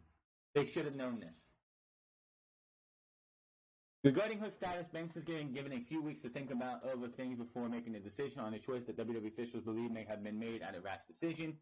Another source noted to the Observer that Banks may have given the time to figure out if she wants to leave the company or stay, but that source couldn't confirm the reason why, and said Banks probably would not have known the WrestleMania 35 finish until late, and did believe that Banks and Bayley were going to be given a chance to make the titles mean something. It was also noted that it was logical for Banks and Bayley to assume they would have a run defending the titles on WWE NXT, Raw, and SmackDown, just because the storyline was started in the first place. I mean, seriously, you had Banks and Bayley show up in NXT about 3 or 4 weeks ago. 3 or 4 weeks ago. Happy, they said, well, ladies, you need to step up because the next time we come back to NXT, we might defend these titles. What happened? You go to WrestleMania and you drop the titles to one of the worst tag teams in all of wrestling, who hasn't even been fucking wrestling that much on the main roster. Another source said Banks was clearly unhappy, which has been speculated at various points over the past few years of Banks' WWE career. As we know, Banks' strange post-WrestleMania following weekend began when WWE had Alexa Bliss call out Banks and Bayley for Raw on Monday night. Bayley would appear for a loss to Bliss, but Banks was nowhere to be seen. Banks did post that cryptic message during Raw that mentioned the line that she had been for about wanting to feel magic again. And I already read that post. Speaking of her miss, Wendy Williams did note on Wednesday's episode that Banks had a family emergency, which is why she canceled her appearance on the show. Wendy Williams did wish her the best to Banks and her family, indicating they had smoothed over any issues they had with her from the late cancellation. It was also revealed that Banks' people contacted the show just after midnight the night before filming to cancel. Banks has not committed on the family emergency, but it was revealed that she is currently on a post-WrestleMania vacation to Dominican Republic with Kalisto and her husband and Kalisto's wife. Social media post indicates that they flew out the day that Banks was scheduled for the TV appearance. The ongoing saga for Banks and Bayley's future in WWE has taken yet another twist, with this recent report suggesting that they went to extreme measures in order to protest their WrestleMania 35 loss this past weekend. It was well known that the duo weren't exactly pleased by losing the women's tag team titles to the Iconics, but if the following story about them laying on the floor of the locker room and hotels is true, it could cause quite a turn in the opinion of the WWE Universe. So apparently they laid on the floor in the locker room and were very vocal in their hotel rooms that they were not happy with having to lose the tag team titles. The problem with the fact that they lost the tag team titles is that they were under the impression and were probably told by management on Raw last month, on the go-home show Raw, that yeah, no worry, you want to win the titles. You're going to keep your titles. You're going to defend them. We're going to have you go to NXT and all this shit. I guarantee you the decision to get the titles to the Iconics was not decided, and I guarantee you this is true, was not decided until probably a half an hour before they went out there. A half an hour before they went out there. Maybe not even 15 minutes. Hell, they might not have known until they were getting ready to leave and go out there that they were going to lose the tag team titles. That's how pathetic WWE is. That's how pathetic and petty Vince McMahon is. He won't even, when Seth Rollins won the World Championship at WrestleMania 31 and one of the best finishes to a WrestleMania ever. The rest of WrestleMania 31 was terrible, but the finish was awesome.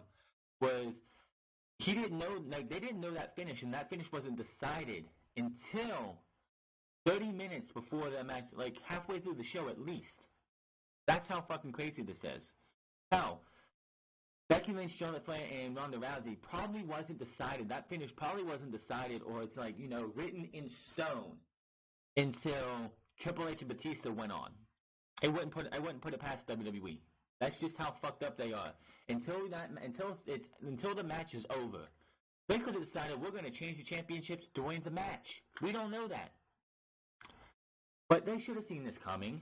Vince McMahon sees no value in Sasha Banks, even though Bayley and Sasha Banks went out there, put their necks out for the women's evolution, went to Vince McMahon and begged and pleaded and wanted these things so goddamn badly to show that the women were more than what WWE was using them for, to have a tag team division, even though there's really not a tag team division, only for them to have the titles. He'd be like, okay, fine, and then to lose them in the manner that they did.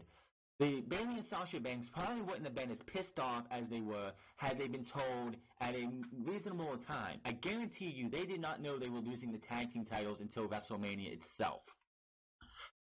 The finishes and the end of each match for WrestleMania should have been decided on Monday for Raw matches and Tuesday for SmackDown matches the week before. Everything should have been written in stone. That's it. WrestleMania is done. We move on to start booking for after WrestleMania. But no. We go to WrestleMania. I guarantee half of those matches did not have a conclusive finish until WrestleMania. Absolutely fucking pathetic. They have every right to be mad. They have every right to be pissed off. Especially if they were told. If you were told by Vince McMahon or by creative that you're going to hold these titles for a while, because I'm pretty sure when Sasha Banks won her 4 Raw championships, she knew she wasn't going to keep it very long, especially after the first few. The first 2, I'm pretty sure her last 2, she's like, yeah, I'm going to keep this for a minute. It was just a hot shot for whatever reason. But the fact that they have them go out there and win the titles of the Elimination Chamber, it's won Sasha Banks' longest title reign ever. But the fact that they lost them to the Iconics, a team that has no business touching a championship, those titles are a joke. Those titles are absolutely 100% a gimmick joke. Anybody who sits there and is like, oh, it's still real to me, damn it. Which, to me, I know everything goes on in this shit. But to anybody who has that, it's still real to me, or wants to have that sense of realism to wrestling, the Iconics winning championships is the most unrealistic thing you could have done at WrestleMania. Banks and Bayley should have won. Oh, but there were so many babyface wins going on at WrestleMania. Well, you had Shane win, and you could have had Batista win. You could have had the Bar win the tag team titles if you wanted to. You could have did many other things. Bayley and Sasha Banks should have won the tag team championships. No ifs, ands, or buts about it. Johnny Gargano calls NXT the main roster. Entertainment reporter Chris Van Vliet spoke with WWE new NXT champion Johnny Gargano after his big win over Adam Cole at TakeOver New York on Friday night in Brooklyn. You can see the interview on YouTube. It's there. When asked about WWE's main roster, Gargano said NXT is the main roster and the hottest thing going in all of professional wrestling right now. Gargano said he would put the NXT TakeOver events up against any other event in the world. He also said he hates being asked if he will go to the main roster. He said, I get that question a lot, and when you're going to the main roster, and I absolutely hate that question, he said. I actually saw this interview. I did. I've actually watched the complete interview. I hate it so much. I get tweeted at a lot, and people say, I can't wait to see you on the main roster. And I tell them, you are seeing me on the main roster. NXT is the main roster. I do believe that Raw, SmackDown, and NXT are all 3 brands, and I think that people can come from Raw or SmackDown to NXT, and I think people from NXT can go to Raw and SmackDown. It's very interchangeable. Obviously, there are different worlds there in people's minds, but for me, this is my main roster title. This is my main roster moment. NXT to me is the hottest thing going, not just in WWE, but all across the professional wrestling.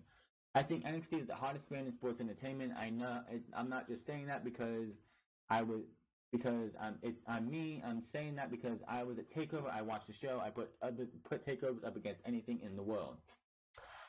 I would love to sit there and agree with him, but unfortunately, we can't say that because two reasons. One, the pay rate is different because when you work in NXT, you get paid a certain amount, but when you get called up to main roster, you sign a new contract and you get a major pay raise. Not a major one for most people, but you do get a pay raise. And two, Triple H runs NXT, Vince McMahon runs the main roster. The quality, and you would not, I would love to say NXT is the main roster, but it's not. It's above the main roster, plain and simple. It is. I would agree with him. NXT Takeover is all 5 takeovers that we get a year are always the best shows in WWE. You can put them up against the WrestleMania, SummerSlam, Survivor Series, Backlash, Money in the Bank, anything. Royal Rumble, doesn't matter. NXT always blows them out of the water. And him saying that it is the main roster, I wish it was, but I'm just going to say it right now. NXT should be main roster, but it's not. And yeah, people from NXT goes to Raw and SmackDown, but you never see anybody go from Raw and SmackDown to NXT. WWE just doesn't do that. Sean Spears, a.k.a. Ty Dillinger, wanted to go back to NXT. And he even, a fan of his asked him before he was released by WWE, have you ever tried going back to NXT? And he actually said, he said he tried. They wouldn't allow him. To WWE, NXT is just a developmental brand. It might not be to Triple H, it might not be to us, but to Vince McMahon, it will always be a developmental brand. No matter if it's blowing main roster wrestling out of the water, NXT will always be an elemental brand. Backstage news on Rey Mysterio vs. Samoa Joe. We all thought Samoa Joe vs. Rey Mysterio was shortened because of an injury to Rey Mysterio. Some of WrestleMania 35 matches were reportedly cut down as WWE officials tried to keep the length of the pay-per-view the biggest show of the year. Kickoff pre-show included, featured 16 matches, ran about 7.5 hours. The match between Rey Mysterio and United States Champion Samoa Joe surprised a lot of people as it went for just around 1 minute, 55 seconds, was what it really did. While there was speculation that this match was short due to Mysterio's ankle injury, Meltzer noted on Wrestling Observer Radio that it was simply the victim of a time cut. On a related note, WWE announced that in weeks leading up to the WrestleMania 35 match, that Rey Mysterio's son Dominic was in training for a pro wrestling career, would be at ringside for the match with Joe. Dominic was not there at ringside and was never mentioned. Dominic was at WrestleMania as he did post a picture. So, yeah. WWE, one thing, it made Samoa Joe look like a killer. Two, you had to give Triple H 25 fucking minutes. If you go back and look on the Wikipedia page, even though everyone says Wikipedia is not something to look at, they put times for every match. Triple H vs. Batista was the longest match on the fucking show. It lasted longer than the main event of the entire thing. I'm sorry. No matter where you're at on the card, if you're the main event of the show, you should be allotted the most time. This is Triple H, though. We went to Super Showdown. Well, like WWE went to Super Showdown. Triple H's match with Undertaker went 45 fucking minutes. Triple H versus DX versus the Brothers of Destruction went about 40-some minutes. This match, yes, it was only like 2 minutes or so, but Triple H versus Batista needed to be 15 minutes and no longer. Give some of that to this match. Give some of that to AJ Styles and Randy Orton. Give some of that to other matches. There was no fucking reason to have Triple H with 25 minutes. This is why I wish Batista would have won, so we wouldn't see the selfishness of Triple H. Who, of course, had to have the biggest entrance of everyone at WrestleMania because Triple H has to have the longest match and the most extravagant entrance of everybody. Absolutely fucking ridiculous. WWE is down one robot. WWE ring announcer backstage interview Dasha Fuentes has been released from the company according to Pro Wrestling Sheets. Fuentes was reportedly released last week. There's no word yet on why Fuentes was let go, but she was in New York City and New Jersey for WrestleMania 35 this past weekend. Dasha was one of the WWE stars announced for the anti-bullying rally at the Navy Yard Boys and Girls Club in Brooklyn on Monday, but it looks like she did not appear at the event, replaced by Sarah Schreiber instead. Dasha has not been on TV since the WrestleMania 35 go-home edition of Raw. Her profile is no longer accessible on the WWE website. She signed with NXT brand back in May 2014. The 30-year-old has been on home on the main roster since 2016. Fuentes has not publicly commented on her release, but did post an Instagram story or video where she says she has an interesting couple of days. This week, she also said she's really excited about going on a vacation that's not for work, and that she revealed that she was in the Dominican Republic. She also posted a story and said, off to a new adventure. Did you care? Should I care? No, don't really give a shit. She wasn't anything special. Dasha Fuentes was just somebody off the robot line, had no personality. If she had any personality, she didn't show it when she was out there. When it comes to backstage interview, and this is why I wish Renee Young was not on commentary anymore, because she was absolutely the best at it. The fact that she's on commentary now, just stinking up the joint, does not help her. But they already replaced her with Sarah Schreiber. Should we care? Because I honestly don't. Moving on here, because this is really weird what happened. We're watching SmackDown. You're in a six-man tag match. The Bar and Drew McIntyre versus Kofi Kingston. Drew McIntyre hits a reverse Alabama slam onto Xavier Woods on the announce table. Said, "This is my kind of fun." We go to commercial break, and the next thing you know, Drew McIntyre is gone. He disappeared. He was out of here. Drew McIntyre may have suffered an injury during the main event of SmackDown's post-WrestleMania edition from Brooklyn, which saw the New Day defeat the Bar and McIntyre in six-man action. McIntyre was in control of Xavier Woods to stand him on top of the announce table as SmackDown went to commercial break towards the end of the match. They came back for another commercial, and McIntyre was nowhere to be seen as the New Day put Sammy and Cesaro away for the win. Multiple fans in attendance noted that McIntyre tagged out of the match and walked to the ring during the commercial break, apparently injured. Drew just tagged out, waved his arms around for a few seconds as he was brushing someone off that was talking to him, and then walked around the ring to the back. He did not walk up the ramp, but took the pathway next to the stage that led to the backstage area. He walked out of his own, but appeared to be hurt, wrote one of the correspondents, Dave Taylor Stingle. Fans of the Barclays Center are speculating that McIntyre was injured during the match, but that was not been confirmed, which it wasn't an injury. As it was noted, there was speculation on Drew McIntyre suffering an injury, but he was not hurt. This makes no sense. According to Dave Meltzer, the Wrestling Observer, the walk out by McIntyre went down as it was booked to go. The idea behind the angle was that because of Drew McIntyre's WrestleMania loss to Roman, officials feel like they need to protect Drew because they need him to be a top guy for the company. Really? A top guy for the company that you keep saddling with other superstars into factions. Look at the Dogs of War with Braun Strowman and Drew McIntyre and Dolph Ziggler. Look at the three-man band of Drew McIntyre, Bobby Lashley, and Baron Corbin. See a little theme there? And then we get to SmackDown Live, and you have the Bar and Drew McIntyre. Sheamus and Cesaro would go on to lose the match anyway, and WWE did not want McIntyre anywhere near the losing side of the six-man tag match. The idea was that the fans watched the finish on TV, they would forget McIntyre was even in the match. Bullshit!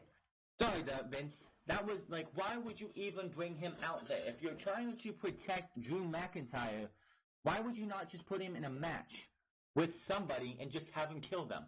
Have him come out there and, like, interrupt No Way Jose doing a dancing routine or something. Have him go out there and destroy people. He was in the six-man tag match. So, him not even being there at the end with no explanation, he was still on the losing side. Your protection didn't fucking work. I sat here on Tuesday and questioned, where the hell did Drew McIntyre go? So obviously, I was not the only one to think, where the fuck did Drew McIntyre go? Where the hell did he go? He just disappeared.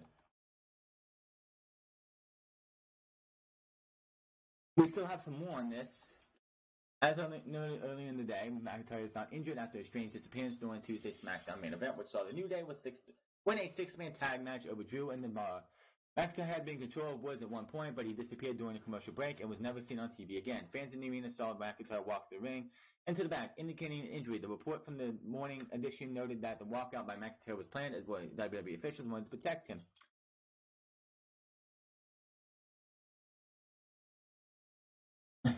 The original plan for Tuesday's post-WrestleMania 35 match edition had McIntyre versus WWE Champion Kofi Kingston in a singles match, according to PW Insider.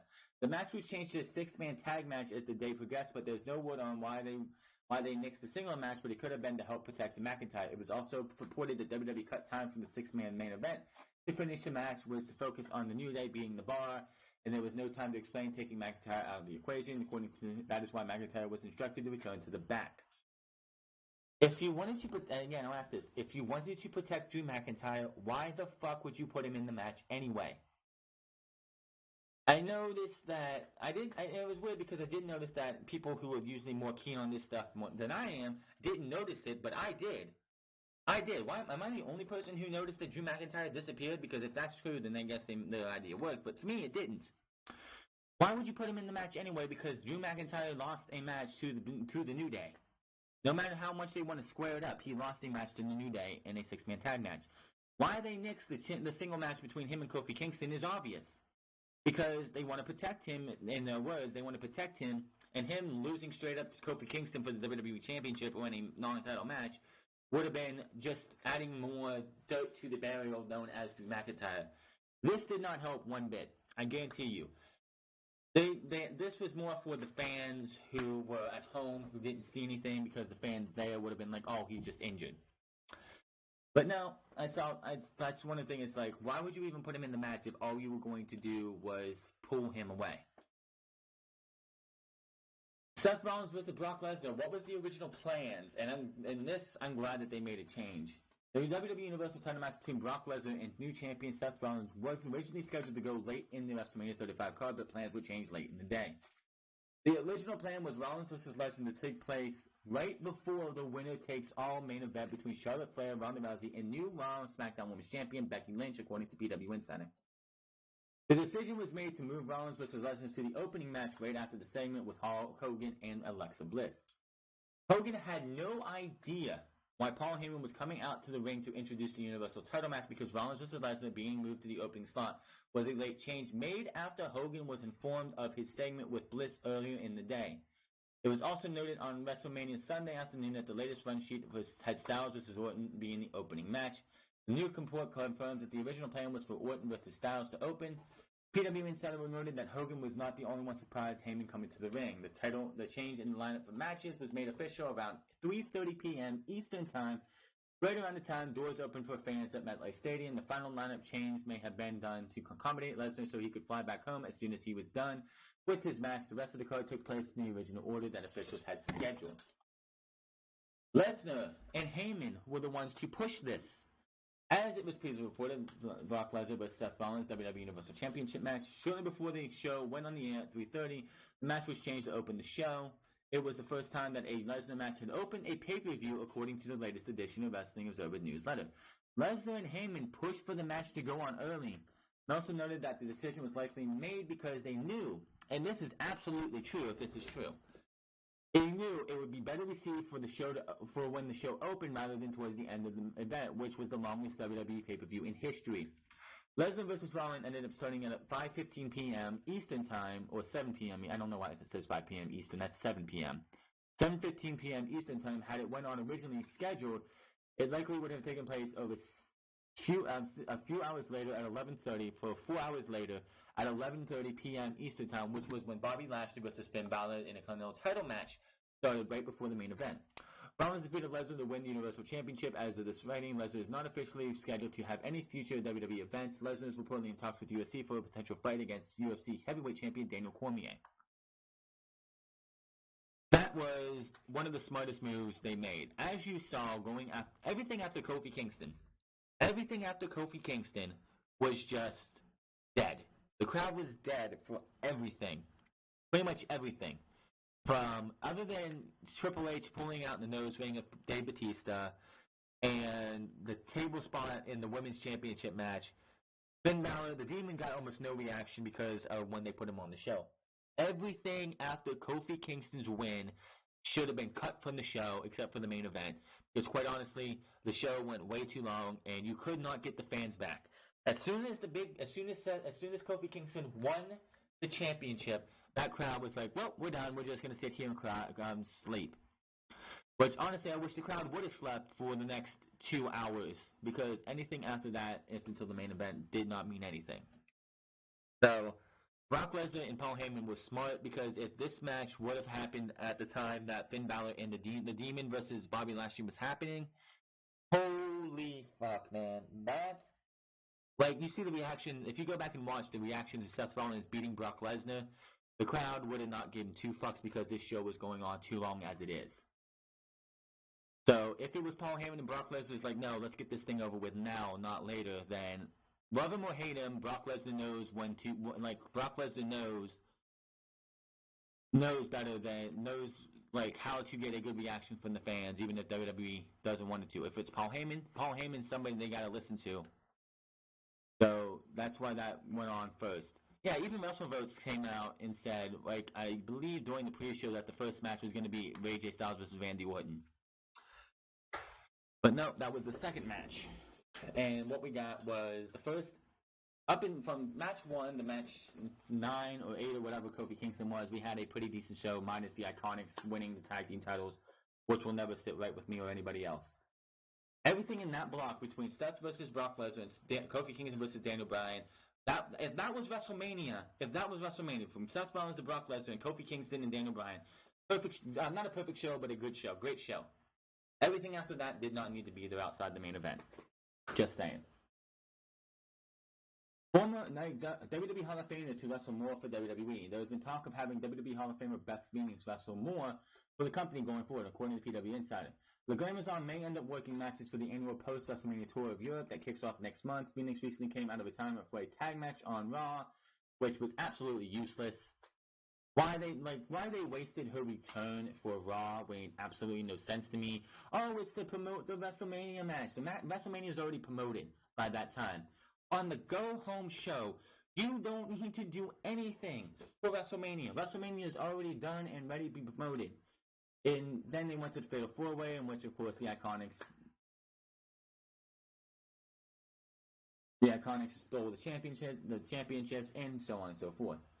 So, would you want to see Beth Phoenix wrestle some more? I honestly don't care. She had her time in the sun. It's time to get other people over, unless she's putting other people over, which I doubt. The next one makes me laugh. This next one makes me laugh. Seth McMahon says WWE tries to script a year out. Look at WrestleMania 35. Look at WrestleMania 35. Everything on that show, tell me one match on that show that was scripted or built from WrestleMania 30, like the night before, like WrestleMania 34 or before that. Yeah, the Iconics winning the women's tag team titles, I'm sure that was scripted a year out.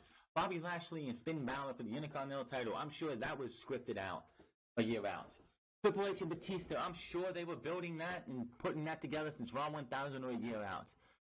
Kofi Kingston and Daniel Bryan, please. Nothing on, like, there is nothing. I guarantee she says they want to try and script a year out. Script stories a year out. I guarantee they have never succeeded since, I believe, Macho Man and Hulk Hogan was probably the only time in WWE's history that when Macho Man won the WWF Championship in that tournament to the Mega Powers exploding the next year. Guarantee you that was the only time that they've ever had a successful, like, planning from a year. Only time. Speaking to the Sports Business Journal ahead of WrestleMania 35, Stephanie revealed that the WWE tries to script stories a year in advance, with Triple H also there to note that sometimes chaos can cause an even better story to come out of a bad situation. In the interview, McMahon discussed how the WWE generally plans out events. We try to have a basic plan a year out. I call bullshit, but inevitably things happen and storylines change. He said, another beautiful thing about WWE is because we are live 52 weeks a year, we have no off-season we had no reruns, and we essentially have a live focus group every single night at the live events telling us what's working and what's not working, which you don't ever fucking listen to, and what they don't care about, so we can shift our plans as needed. Really now? So those 4 years of people booing Roman Reigns out of the goddamn building every single week, every single night, didn't tell you guys, hey, this isn't the guy. We need to go into a different direction. No, let's keep pushing Roman. Yeah, that right there just tells me you're full of shit. Triple H then jumped in, making sure to note that WWE is dealing with athletes and their injuries often, and sometimes the chaos of an injury can result in better storyline possibly coming up. He would have to, if he's referring to something, he would have to be referring to Aleister Black's injury going into TakeOver in Brooklyn 4, where he had a torn groin, and it was supposed to be a triple threat match between Gargano, Black, and Tommaso Ciampa, and it ended up becoming a last man standing between Gargano and Ciampa. And then the storyline of who took out Aleister Black ended up becoming one of the best storylines in WWE for 2018. And you're dealing with, you're dealing with injuries and the ability to shift and pivot to where you want to go. He said, I was told this earlier in my career that beauty comes out of out of chaos a lot. And sometimes you get in a situation where the worst possible thing happens. It leads you to come up with something even better. NXT, yes, they've had two. And within the span of a year, we've had two things that have caused chaos for NXT, which was Aleister Black's injury and then Tommaso Ciampa needing neck surgery. Both times we have had great outcomes.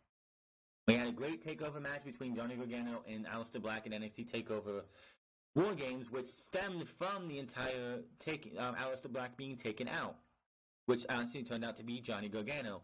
Nobody was picturing Johnny Gargano when it came to the thing, and then it turned out to be Johnny Gargano.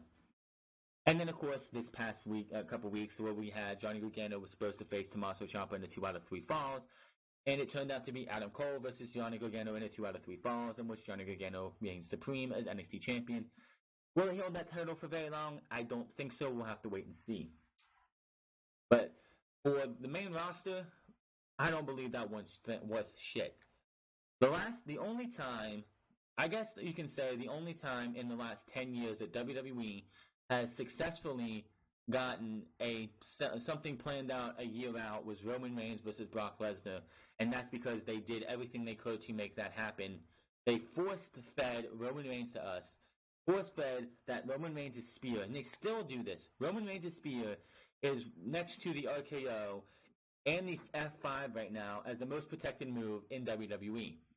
Outside of Roman Reigns, the F5 has beaten everybody since he beat Goldberg. But you got to sit there and think that me and other people are not going to realize, well, this dude the F5 is being kicked out by everybody. So what has him beating Goldberg done to the F5 to make it the most badass move out there? The spear is not a finisher. The spear should be nothing but a setup move to a finisher. Edge, I know, used it, and now Roman uses it, and I don't buy it as a finisher.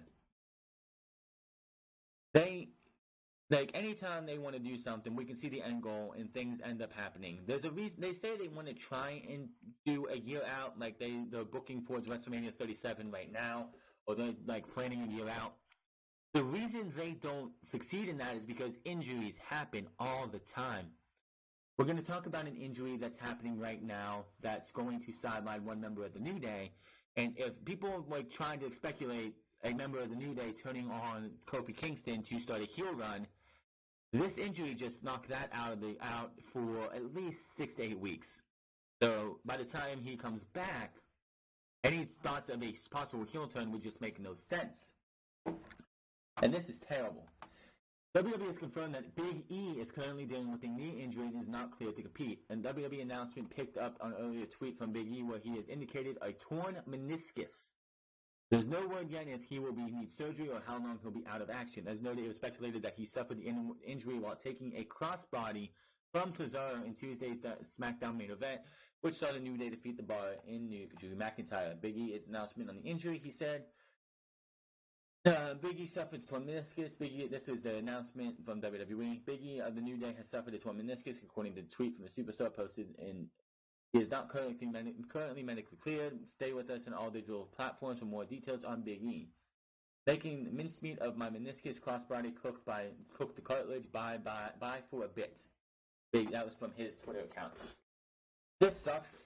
Big E being gone from the New Day because he's not. If it's a complete tear, he's going to be gone for about a couple months. He's going to be gone for a while. It's going to suck because there have been a lot of people talking about, well, Big E's going to turn on Kofi. He's going to turn on Kofi, and it's going to be the first challenger for Kofi is Big E. Well, if those were in the plans, those plans are going to be thrown out now, and they're going to have to scramble for something out. This is also something they have a problem with their year out. WWE, if they try to plan a year out, has tunnel vision. They want to go this route, and that's it. They have no backup plans. So when, say, they want Roman Reigns versus Seth Rollins next year for the Universal Championship at WrestleMania. If And this is why Roman Reigns is going to be hard for them to book for now, because anytime like something happens, maybe his body gets used to the medications he's using, and his leukemia comes back, or his arthritis, because he's getting arthritis every time he wrestles. That arthritis that he has is going to get worse. So Roman Reigns cannot be the quintessential top guy to WWE because, and he can't be doing like high end matches like he used to do. Like if you want to put him in a Hell in a Cell or a cage match or a TLC match or something like that, you really don't want to do that with a guy who's going to have arthritis growing every single day for every single match. Roman, if he goes out and he can't wrestle anymore because of an injury, say they want Seth versus Roman at WrestleMania next year, and we get to November and he tears an ACL, out for the year.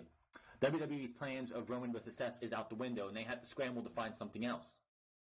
Seth Rollins tearing his pretty much his knee up right before Survivor Series was supposed to be, of course, Roman Reigns winning the WWE Championship. Sheamus cashing in on Money in the Bank, I don't think was supposed to happen. I could be totally wrong, but I don't think that was supposed to happen. And we got ourselves what ended up being one of the worst matches at WrestleMania. And Seth Rollins, I don't remember exactly what he was supposed to do going into WrestleMania 32, but it got scrapped. They have tunnel vision, and like I said, they pushed and sacrificed so many people to get Roman Reigns to be this big unstoppable force that could beat Brock Lesnar. And then what happened? He did not beat Brock Lesnar at WrestleMania. Didn't beat him at the Greatest Royal Rumble. Go watch the video again. Roman's foot did not hit before Brock Lesnar got off the cage. Roman's foot was still on the curtain to the ring, so he was not out of the. He was not technically down because WWE's stupid fucking rule of both feet have to touch the floor. So basically, it's like the Royal Rumble. If your back's on the floor but your feet are up in the air, then you have not won the match yet. But they kept building him, and the only reason he beat Brock Lesnar at SummerSlam is because Brock Lesnar was distracted by Braun Strowman. That's absolutely fucking lame. But this is, if they had any plans for Big E going into Money in the Bank, maybe him winning Money in the Bank, maybe him being factor into facing Big E, maybe they wanted to do like a New Day triple threat. That's all out the window because he's missing Money in the Bank if this is complete torn meniscus. That shit sucks, and I hope a big recovery for Big E. Not the only injury we have. I can find the other one. I know it's in here. Nia Jax is also injured. She took to Twitter and indicated an injury as she had said she wouldn't be gone for a while. It was reported via Pro Wrestling Sheet that Jax is currently suffering from ACL tears in both knees and will need to undergo surgery. We will not see Nia Jax the rest of this year. Jax posted another tweet this afternoon and confirmed that she will undergo double knee surgery to repair the injuries. She noted that she has been working through pain for the last year. Some of you may or may not know, but I will be out of action for a little while. Jax wrote, unfortunately, I've been pushing through some pain over the last year due to injuries in my knees, and I will have to be undergoing surgery to repair both of my ACLs. I'm grateful to everyone who has supported me. Thank you. Jax hasn't wrestled since WrestleMania 35 on Sunday, where she worked the Fatal 4-Way with partner Tamina Snuka, Natalya, and WWE Hall of Famer Beth Phoenix, Iconics, and of course Bayley and Sasha Banks. There will be no word on how long Jax will be out of action, but it could be up to 9 months. WWE has not officially announced the injury, which, honestly, if she's out with both ACLs, it's going to be 9 months for one and 9 months for the other. I don't know if they're going to be able to do both knees at the same time. Just like Sami Zayn had both his shoulders injured. They did one, and then they did the other, but that's because you have to use your arms more than not. So Nia Jax is going to be out for pretty much the rest of the year. And you know what? I honestly don't care. I hope she doesn't come back. I plain and simple don't hope she does not come back. So, Nia Jax is out for pretty much the rest of the year. Big E is gone till at least SummerSlam, probably, most likely. So, the injury bug is creeping up again in WWE. So, what's going to happen with... We just got Sami Zayn back and Kevin Owens a couple weeks ago. Bray Wyatt's probably coming back too. But this is just... It's that time of the year. WWE is going to start losing people to injuries. AJ Styles is out for maybe a couple weeks. Big E's going to be out for at least 2 months. And Nia Jax is going to be out for a good while. Update on the dumb fuck who decided to attack. It's not a fan. If you do what Zachary Madison did at the Hall of Fame, you are not a fan. You are a piece of shit loser who needs to get your head straight. The 26-year-old amateur MMA fighter from Nebraska who attacked Bret Hart at Saturday's WWE Hall of Fame induction ceremony. During the Hart Foundation induction, bonded out of the Brooklyn detention complex on Wednesday. His bond was set at $1,500. Madsen is due back in Kings County Criminal Court on April 12th, which I do not have any update on this. He was charged with 2 counts of third-degree assault, 1 count of third-degree criminal trespassing, interfering with a sporting event.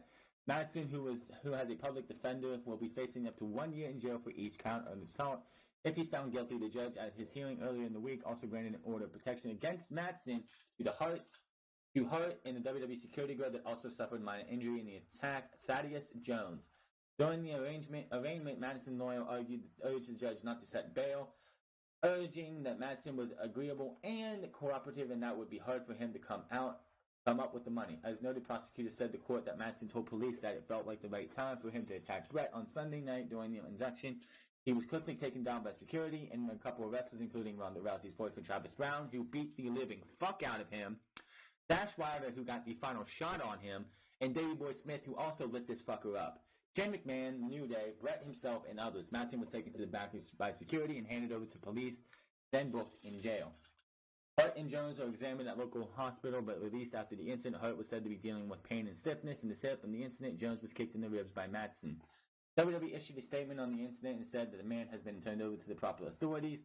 Their statement read like this: an over-exuberant fan, scratch the word fan, an over-exuberant idiot surpassed our security at ringside and made his way briefly into the ring. The individual has been turned over to the proper authorities. He has been acting really weird on Twitter lately. He's been strange tweets from nuns, including Triple H and Vince McMahon. Madsen is also due in court next week to face stalking charges from the arrest a few months ago. Madsen was arrested then for allegedly stalking MMA fighter Harris Lundins.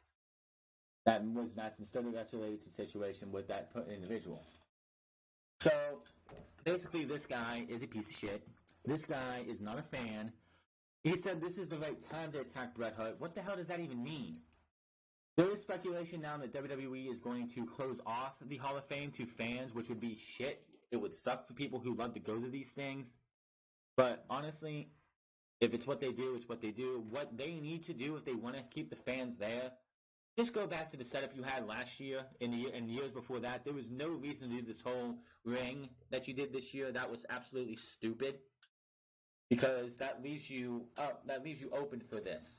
With the stage you have it the way it is, there is no way in hell that somebody is going to be able to pull that shit off, because before he even got to the stage, and I don't know what kind of idiot with what this guy was thinking. You're in an arena where everybody in the WWE locker room and other people around who could kick your ass and literally probably fucking kill you if they wanted to, because if they got their hands on you. Travis Brown was leaving haymakers on this guy. You can see the video where he's just laying them in. Davey Boy Smith Jr. was also laying it in. He was the guy wearing the gold pants. And then Dash Wilder, who was wearing a Hart Foundation-inspired jacket, gets the final shot off him, which at WrestleMania, he got like the biggest pop of the pre-show. To anybody, and I said this on Sunday's edition of Unscripted, just know your role, sit down, enjoy the thing, and don't be fucking stupid. This guy was not a fan. If you're a fan, you're going to abide by the fucking rules, and you're not going to get this fucking stupid. This guy has mental illness, mental problems, and needs to be put in the psych ward for probably the rest of his life. This guy just if WWE bans fans next year from the Hall of Fame, which has been going around that they're going to do that, you have one person to blame. And as we always know, one person can ruin fun for everybody. Just let that sink in, that one person can ruin the fun for everybody. And it's not fair. But that is how things can go. If WWE wants to ban or close this off to just what it used to be, which is just I think the 2004 Hall of Fame, which was the first one they had back, was just for, it was not even on a special or anything yet, but I think it was just, it was not the same way they did it last year or years after. It was just a row of the Hall of Famers were all in a row. You had people come up to introduce them. They would say their piece, and you would just have a bunch of tables with like everyone else around. Maybe they'll go back to that. Who knows? But I'm glad that nobody else. I'm glad nobody got like really injured, minus him. I hope Travis Brown broke his nose or something, because this motherfucker deserves what he got. But I'm glad Bret Hart, Natalya, and anybody else in the WWE and security and stuff was not severely injured. Enzo and Cass invaded the G1 Supercard. It may have been less of a work than we all assume.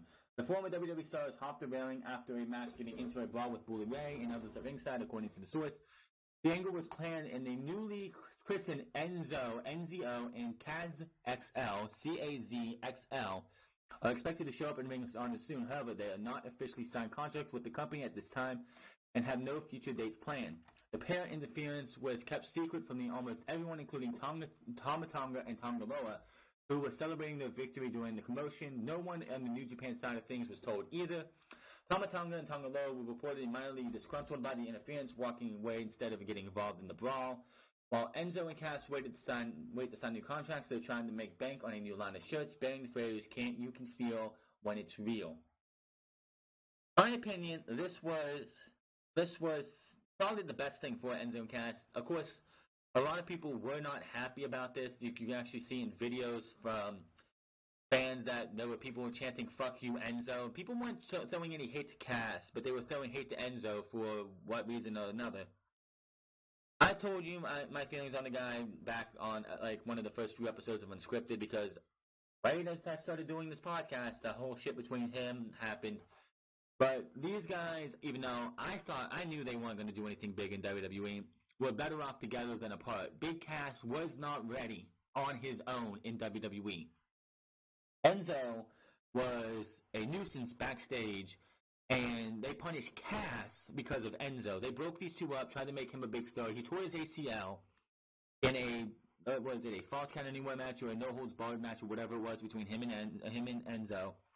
He came back, and then they put him in a main program with Daniel Bryan, and he fell on his face. He was supposed to big boot a miniature version of Daniel Bryan, and that was it. But he continued on and beating down the guy even after asking Vince, and Vince said no. He's like, well, I'm going to do it anyway, and he did it, and that got him in trouble. He did an interview a couple weeks later that was absolutely terrible. Vince McMahon actually fired a creative writer because of that interview. And the guy ended up getting fired after his last match with Daniel Bryan. He even said it himself, they had every right to fire him. We have so much to go over that, possible first challenger for Seth Rollins. You never know what could happen when WWE Superstars shake-up. Another one is scheduled for this coming week. We could all see a number of Superstars trade brands. However, it seems that Drew McIntyre is sticking around Raw because he is set to face Seth Rollins. Rollins versus McIntyre card subject to change. For several live events for the future, including Extreme Rules, these matches were actually promoted long before WrestleMania as well. They also mentioned on the Wrestling Observer Radio that Drew McIntyre versus Seth Rollins also looks like to be the match that WWE is going with. There is still time for WWE to change things, but McIntyre has been in the wings for a while on a big push. It appears that from the looks of things that Rollins vs. McIntyre will be something that the WWE Universe might need to get used to seeing. If that is to happen, again, card is subject to change. We could see that happen, but we could also see Seth Rollins on Raw and Drew McIntyre being drafted to SmackDown, and he's actually Kofi's first opponent at Money in the Bank. That's for Extreme Rules, which is happening in June. Whereas Money in the Bank is happening in May, and they never say anything about that. So, again, card subject to change. Just like for a while there, Dean Ambrose post-WrestleMania was still being advertised for May house shows, and then that quickly got changed, and he's definitely out of here, but still. Card subject to change. Do I want to see Seth Rollins versus Drew McIntyre? Not really. I think I'd honestly like to see Kofi versus Drew McIntyre. I think that'd be a lot better because we haven't seen it in a singles match. We've seen Drew McIntyre versus Seth Rollins or any version of the Shield with Drew McIntyre and one of his band of brothers for months. Give it a rest. McIntyre versus Kofi, I think, would interest me more than McIntyre versus Rollins at this juncture. Bobby Lashley. to take time away from WWE after SummerSlam. Bobby Lashley recently spoke with Sky Sports and revealed that he is still under contract to Bellator MMA promotion. I don't buy this. I think Bellator actually came out and said he's no longer under contract when he was coming back to WWE. The 42-year-old Lashley said he expects to do a few more fights before he calls it quits on his MMA career. He also has an eye on Bellator heavyweight and light heavyweight champion Ryan Bader. I think I'm still probably going to do a couple more before it's all said and done, Lashley said. I'm still under contract at Bellator also. And if I go back, I'll give them a call and possibly go after Ryan Bader. I don't want to wait too long. Time is ticking. Lashley said, he said may return to the cage after WWE SummerSlam pay-per-view in August. He would likely need to take some time away from WWE to train for fights. Lashley said his body is at 100%. Lashley said maybe he'll talk to WWE boss Vince McMahon about winning the Universal title at SummerSlam, then go to Bellator to win their title. Yeah, I don't think so. Lashley also talked about Conor McGregor possibly coming to WWE and joked that they won't be putting a top title on him because he's too small. Coming from the guy who just saw Kofi Kingston and Seth Rollins win the 2 top titles in WWE. Does it really matter if Bobby Lashley's here? No. His last fight was on October 2016 at Bellator 162. He defeated Josh Applet that night by submission. Lashley currently holds a 15-2 win-loss record. He can leave, and I don't think any of us would miss him. Him winning the Universal title, I doubt it. Do I expect Bobby Lashley versus Roman Reigns going into Money in the Bank? I honestly think I do. It would not surprise me with the fact that Bobby Lashley squashed and destroyed Dean Ambrose on TV last week. That if both members are on Monday Night Raw coming out of the Superstar Shake-Up, Bobby Lashley and Roman Reigns, that Roman Reigns is going to face Bobby Lashley at Money in the Bank and beat Bobby Lashley there. So there's my prediction on Roman Reigns' next match at Money in the Bank. We're going to move over to some XFL talk because Vince McMahon rejected the Alliance of American Football's request to merge with the XFL in December. The experiment known as the AAF lasted all about 8 weeks before the league suspended operations due to there's a lot of legal litigation going on because the person who was the majority owner pretty much lied his way into the football league just so he can get some technology they had in their app. If you ever watched any of the Alliance games for those 8 weeks, they heavily promoted their app that had this technology that supposedly, because I never had the app on my phone, supposedly tracked the games at like damn near perfect space. And he got in there just to get that so he could take it to the NHL because he owns the Carolina Hurricanes and that. But it got a head start in the XFL, American Patriot League, and all other pro leagues that are going to be due start in 2020. But it turns out the AAF could have formed a merger with one of those other leagues had that league been willing to accept the deal. Sports Business Daily reports that the AAF approached the XFL about a merger in December 2018 that Vince rejected.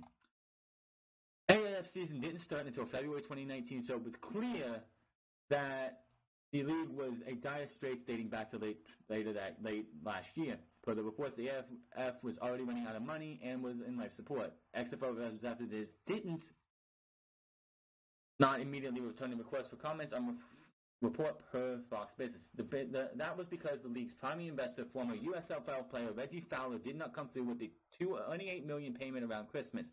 The league needed Carolina Hurricanes owner Tom Dundon, who then come aboard as the primary investor and saved the league after its first week of games.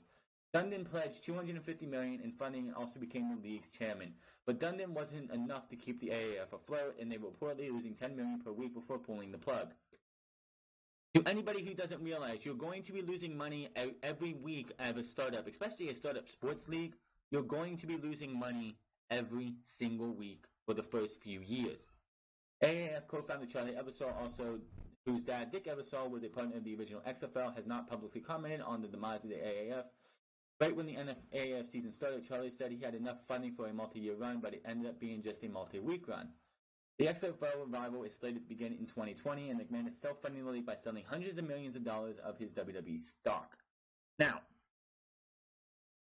first off, any startup league is going to struggle. Any startup, 85% of, I think it's 82 or 85% of any startup, whether it's football leagues or any type of startup, like YouTube was a startup. YouTube ended up succeeding. There were so many other startups outside of YouTube that end up failing, video services like that. Twitch was something else before it became Twitch, and it was a startup. It was a streaming service called Justin.tv. And it lasted until it became, and then they eventually turned to Twitch, and I don't know what happened there. And they succeeded still, and they're still succeeding. But you're going to see something like this happen. The AAF did prove that spring football is needed for an NFL thing. Tom Dundon came in, and he wanted to take that technology from the AAF. He didn't care about the league. He was just using it to get what he wanted. And quite honestly, he's got some jail time probably coming his way because I'm pretty sure the things that he's done was absolutely illegal. And him and Charlie Ebersol and Bill Polian should pay for what they did. There's a lot of class action lawsuits, and the reason Charlie Ebersol hasn't talked about any of it is because the fact that Charlie Ebersol can't. He is under, sealed lips until, all the legal proceedings are over with. Now, Vince McMahon, of course, is realizing, like, a lot of people are talking about, the XFL is going to do better, or the XFL is going to do this. XFL is going to lose money as well because also there's no way whatsoever, whether you want to say it or not, there is no way that a startup of any kind makes, and you're always going to be in the red for the first few years. It's after, like, the second or third year is when you start seeing green. You're going to be in the red until the first few years. You're going to continue to lose money. It's just how it is. You just have to have the capital or the money to accommodate for that. And first and foremost, with the fact that one of the investors was supposed to be a former USFL player, that should have been a red flag for Charlie Ebersol immediately. The XFL has a chance to survive because Vince McMahon is going to be stubborn. That is one thing that Vince McMahon is compared to others, is that he wants this thing to succeed. He will make it succeed by his stubbornness. If Vince McMahon had it his way, we would be, we would be 18 years into the XFL. Like the XFL would be running for like 18 years because he did not want to close the XFL the first time around, but he was only a half owner. And I gotta reiterate this again to anybody who doesn't realize it. The XFL is only coming back because Vince McMahon was offered by Charlie Ebersol to buy the rights and names and logos and everything of the XFL. And he was like, well, if it's worth that much, for $50 million, mind you, if it was worth that much, Vince McMahon was like, then I'll just bring the league back myself. And that's exactly why. 2 years was a good idea because you can get an infrastructure in there.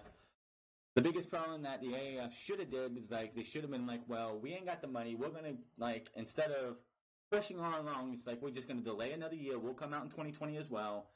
And all these players are going to be contracted. But they screwed up. They picked the wrong guy. This guy was a deceiving, lying bastard who took their money, took what he wanted from them and tried to run. And there's going to be a lot of lawsuits coming out, and I guarantee you this guy's going to lose a lot of money. Before we finish this off, we go to our AEW news. XFL will have, this is right here. Part of this is going to be something that I think is going to hurt this league. Not only does XFL want to distance itself from the AAF, which has lasted all of 8 weeks, but Vince's Pro Football League is also taking steps to differentiate itself from the NFL. XFL Confessional also revealed a number of rule changes that will make the XFL look like a brand of football that fans haven't seen before. Buck said that on the PFT PM podcast that the league will have a 3-tier extra point system, which is stupid, in which teams can score 1 point, 2 points, or 3 points. No extra point field goals, but 1 point, 2 point, or 3 points. On extra point attempts, teams can choose whether to go for 1 point conversions on the 2-yard line, 2 point conversions from the 5-yard line, or 3 point conversions from the 10-yard line. Okay, fine, whatever. Thus, a touchdown and a ensuing PAT could result in anywhere from 6 to 9 points. All of those conversion attempts would be from the scrimmage plays as opposed to kicking attempts. Now, we literally have a 9-point touchdown to luck. We think that's valuable because teams historically are down, let's say, 3 scores. Well, guess what? If it's a 16-point or 17-point differential, you're really looking at a 2-score game theoretically. Yeah, you're looking at a 2-score game, but you have to make those 3 points. And honestly, that is so fucking stupid. They considered moving the 3-point conversion to the 15-yard line, but Luck said the defense would have too much of an advantage with that much yardage to go, which, quite honestly, they would. You would have to throw a Hail Mary, pretty much, just to get that. This part, I think, is absolutely fucking stupid and is going to hurt the league, and hope we never see an overtime game in the XFL. The XFL will also use overtime rules which resemble a soccer or hockey shootout. Each offense will have 5 attempts to score from the 5-yard line and will accumulate 1 point for each score. If defense forces a turnover, then the defense would get 1 point. Both teams' offense and defenses will be on the field at the same time and lined up in opposite end zones. The offense will then alternate during the 5 scoring attempts, just as what happens in a shootout. The XFL plans to begin playing in 2020, and overtime rules are currently being tested in the Spring League. I hope somebody at the Spring League tells Doug Whaley or whoever's running these things that this is a stupid idea. If I want to watch a hockey-style shootout or a soccer-style shootout, which only happens in, like, for hockey, it's every game, but for soccer, it's only for championship games. Could you imagine the XFL gets to the championship game or the playoff games or the championship game, and they go to an overtime shootout? That's fucking stupid. Absolutely fucking stupid. This is not even American football anymore. This is them being stupid as fuck. This is just stupid. This is going. If we see overtime games in the XFL, then I'm telling you right now, people are going to change the channel because this is not something you go to watch. Both teams on the same side, we're going to alternate. That's not how a shootout works for anything other than hockey. Hockey has that. Football, which is soccer in the United States, does not do that. They go to the same goalpost and they alternate. This is fucking stupid, and this is something that I don't even want to see. Absolutely one of the worst things I've ever seen. Just do the Alliance, if they can say that they prove, because they have like 30 players being signed from the Alliance to NFL teams, most of them probably won't stay in the NFL. All you have to do is what the Alliance did for their overtime. They had one overtime. It was the Memphis Express versus the Birmingham Iron. You have both teams have an attempt to score a touchdown from the 10-yard line. That's all you have to do. This soccer-style shootout shit is just awfully stupid. Absolutely stupid. Moving on from there, we're going to go and talk about AEW's possible home for AEW TV. Tuesday Night Dynamite, I hear, has actually been out of the window for a while. Warner Media Group, which operates Turner Sports, TNT, and TBS, will reportedly be presenting AEW at their upfronts to advertisers next month. Per the Fight Oracle Insider account, which is on Twitter, which bears an uncanny resemblance to MMA Insider Front Row's Brian's now suspended Twitter account.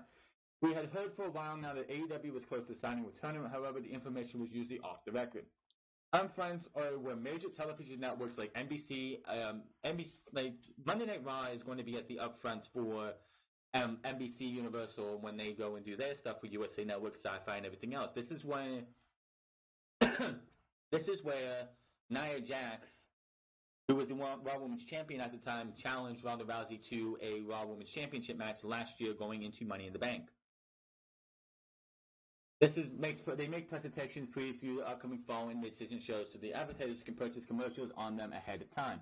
The upfronts are held in the third week of May in New York, and Warner Media are currently scheduled to present theirs on May 15th.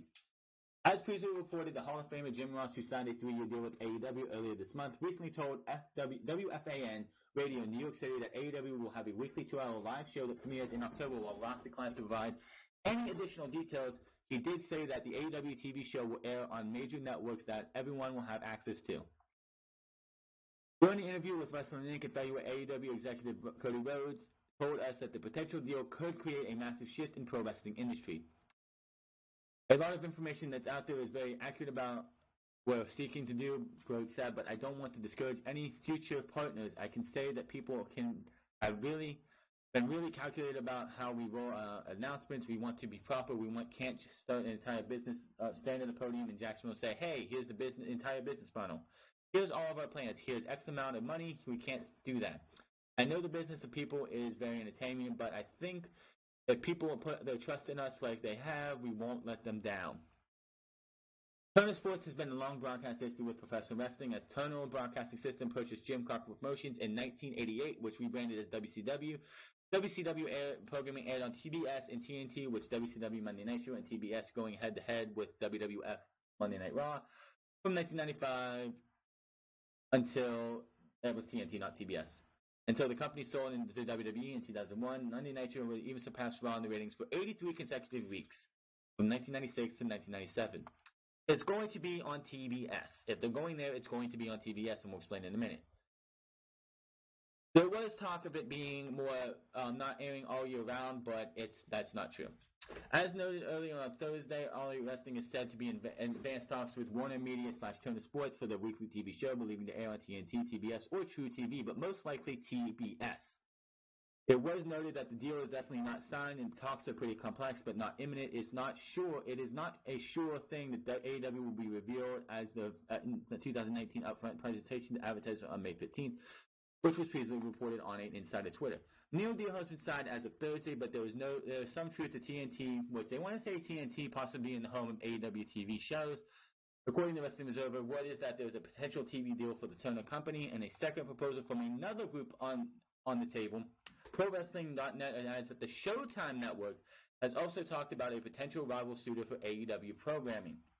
The idea is for AEW to have both a weekly primetime show and to be involved in a streaming package with the broadcast partner that they signed with. It was previously noted that AEW could air programming on TNT's Bleacher Report live streaming service. The story on Thursday from The Wrap noted that the AEW TV show may not be year-round, which would indicate a potential off-season for the organization as they look to be more wrestler-friendly. The Wrestling Observer reports that this is not accurate as the show would air year-round. The current plan is for AEW to run a 2-hour live show, likely airing on a weeknight, but not Monday or Friday due to Raw and SmackDown. If they go to TNT, then the show would not air on Tuesday nights due to TNT's contract with the NBA. This leaves Wednesday or Thursday as open nights on TNT. We previously noted that AEW has trademarked the Tuesday Night Dynamite name, indicating plans for a Tuesday night show. But Tuesday has reportedly been off the table for a while now. The day of the week could be different if they went to another network. There is no word yet on when the weekly AEW TV show could premiere, but October has been mentioned and would be the best bet scenario if negotiations are completed soon, enough to make October viable, according to the Observer. Now, this is our last article for today, but I'm going to say this right now. Showtime Network has absolutely no chance of getting AEW because Showtime is a premium package for anybody who gets cable. You have to pay extras to get that. And like I was saying, like if you want to get PlayStation Vue, you want to go for one of those type of services, Showtime is extra in the higher up tiers. Why would you want to limit your potential of people watching your show? TBS is probably where this is going to go. I don't see them going to TNT because the NBA is all over TNT. You have Tuesdays and Thursdays. They didn't say Thursdays. But TNT is on Thursdays. They have the specific Thursday night on TNT. So if they went to TNT, they would have Wednesday, and that was it. TBS, it's a little bit more. They could go Tuesday, Wednesday, or Thursday. We'll have to wait and see, but I definitely do not see them going to Showtime. If they want to do something on Bleacher Report, that might be where I wouldn't say that, but I could see them doing that as well for something. I don't know what they would do. I wouldn't see being the Elite going there. That'd be kind of foolish. But we'll find out. Since the upfronts are on May 15th, Double or Nothing is 10 days later. We will know at Double or Nothing where they are going. Maybe at the end of the show, maybe midway through the show, maybe at the beginning of the show, maybe on a road to Double or Nothing. We'll have to wait and see. But AEW on TBS, Tuesday, Wednesday, or Thursday, coming this fall. We'll have to wait and see. But that is going to be all for Unscripted episode 65. Hit that subscribe button, comment down below, like or dislike this video. Find me on Twitter at TheFront. Find me on twitch.tv/TheFront08. I want to thank each and every one of you who checked out Raw, SmackDown, and Raw, SmackDown reviews, as well as WrestleMania. 3 of my highest viewed videos of the year. Let's keep this trend going. I want to get this thing up to at least 35 views. That would be awesome. A couple of likes or dislikes would be as well as great as too. Maybe like 4 or 5. That'd be great. Maybe a couple comments as well. Let me know what you guys think of everything we talked about, or I talked about here. And I'll see you guys tomorrow for the Superstar Shakeup predictions. Until then, my name is Franz, and I'm getting out of here.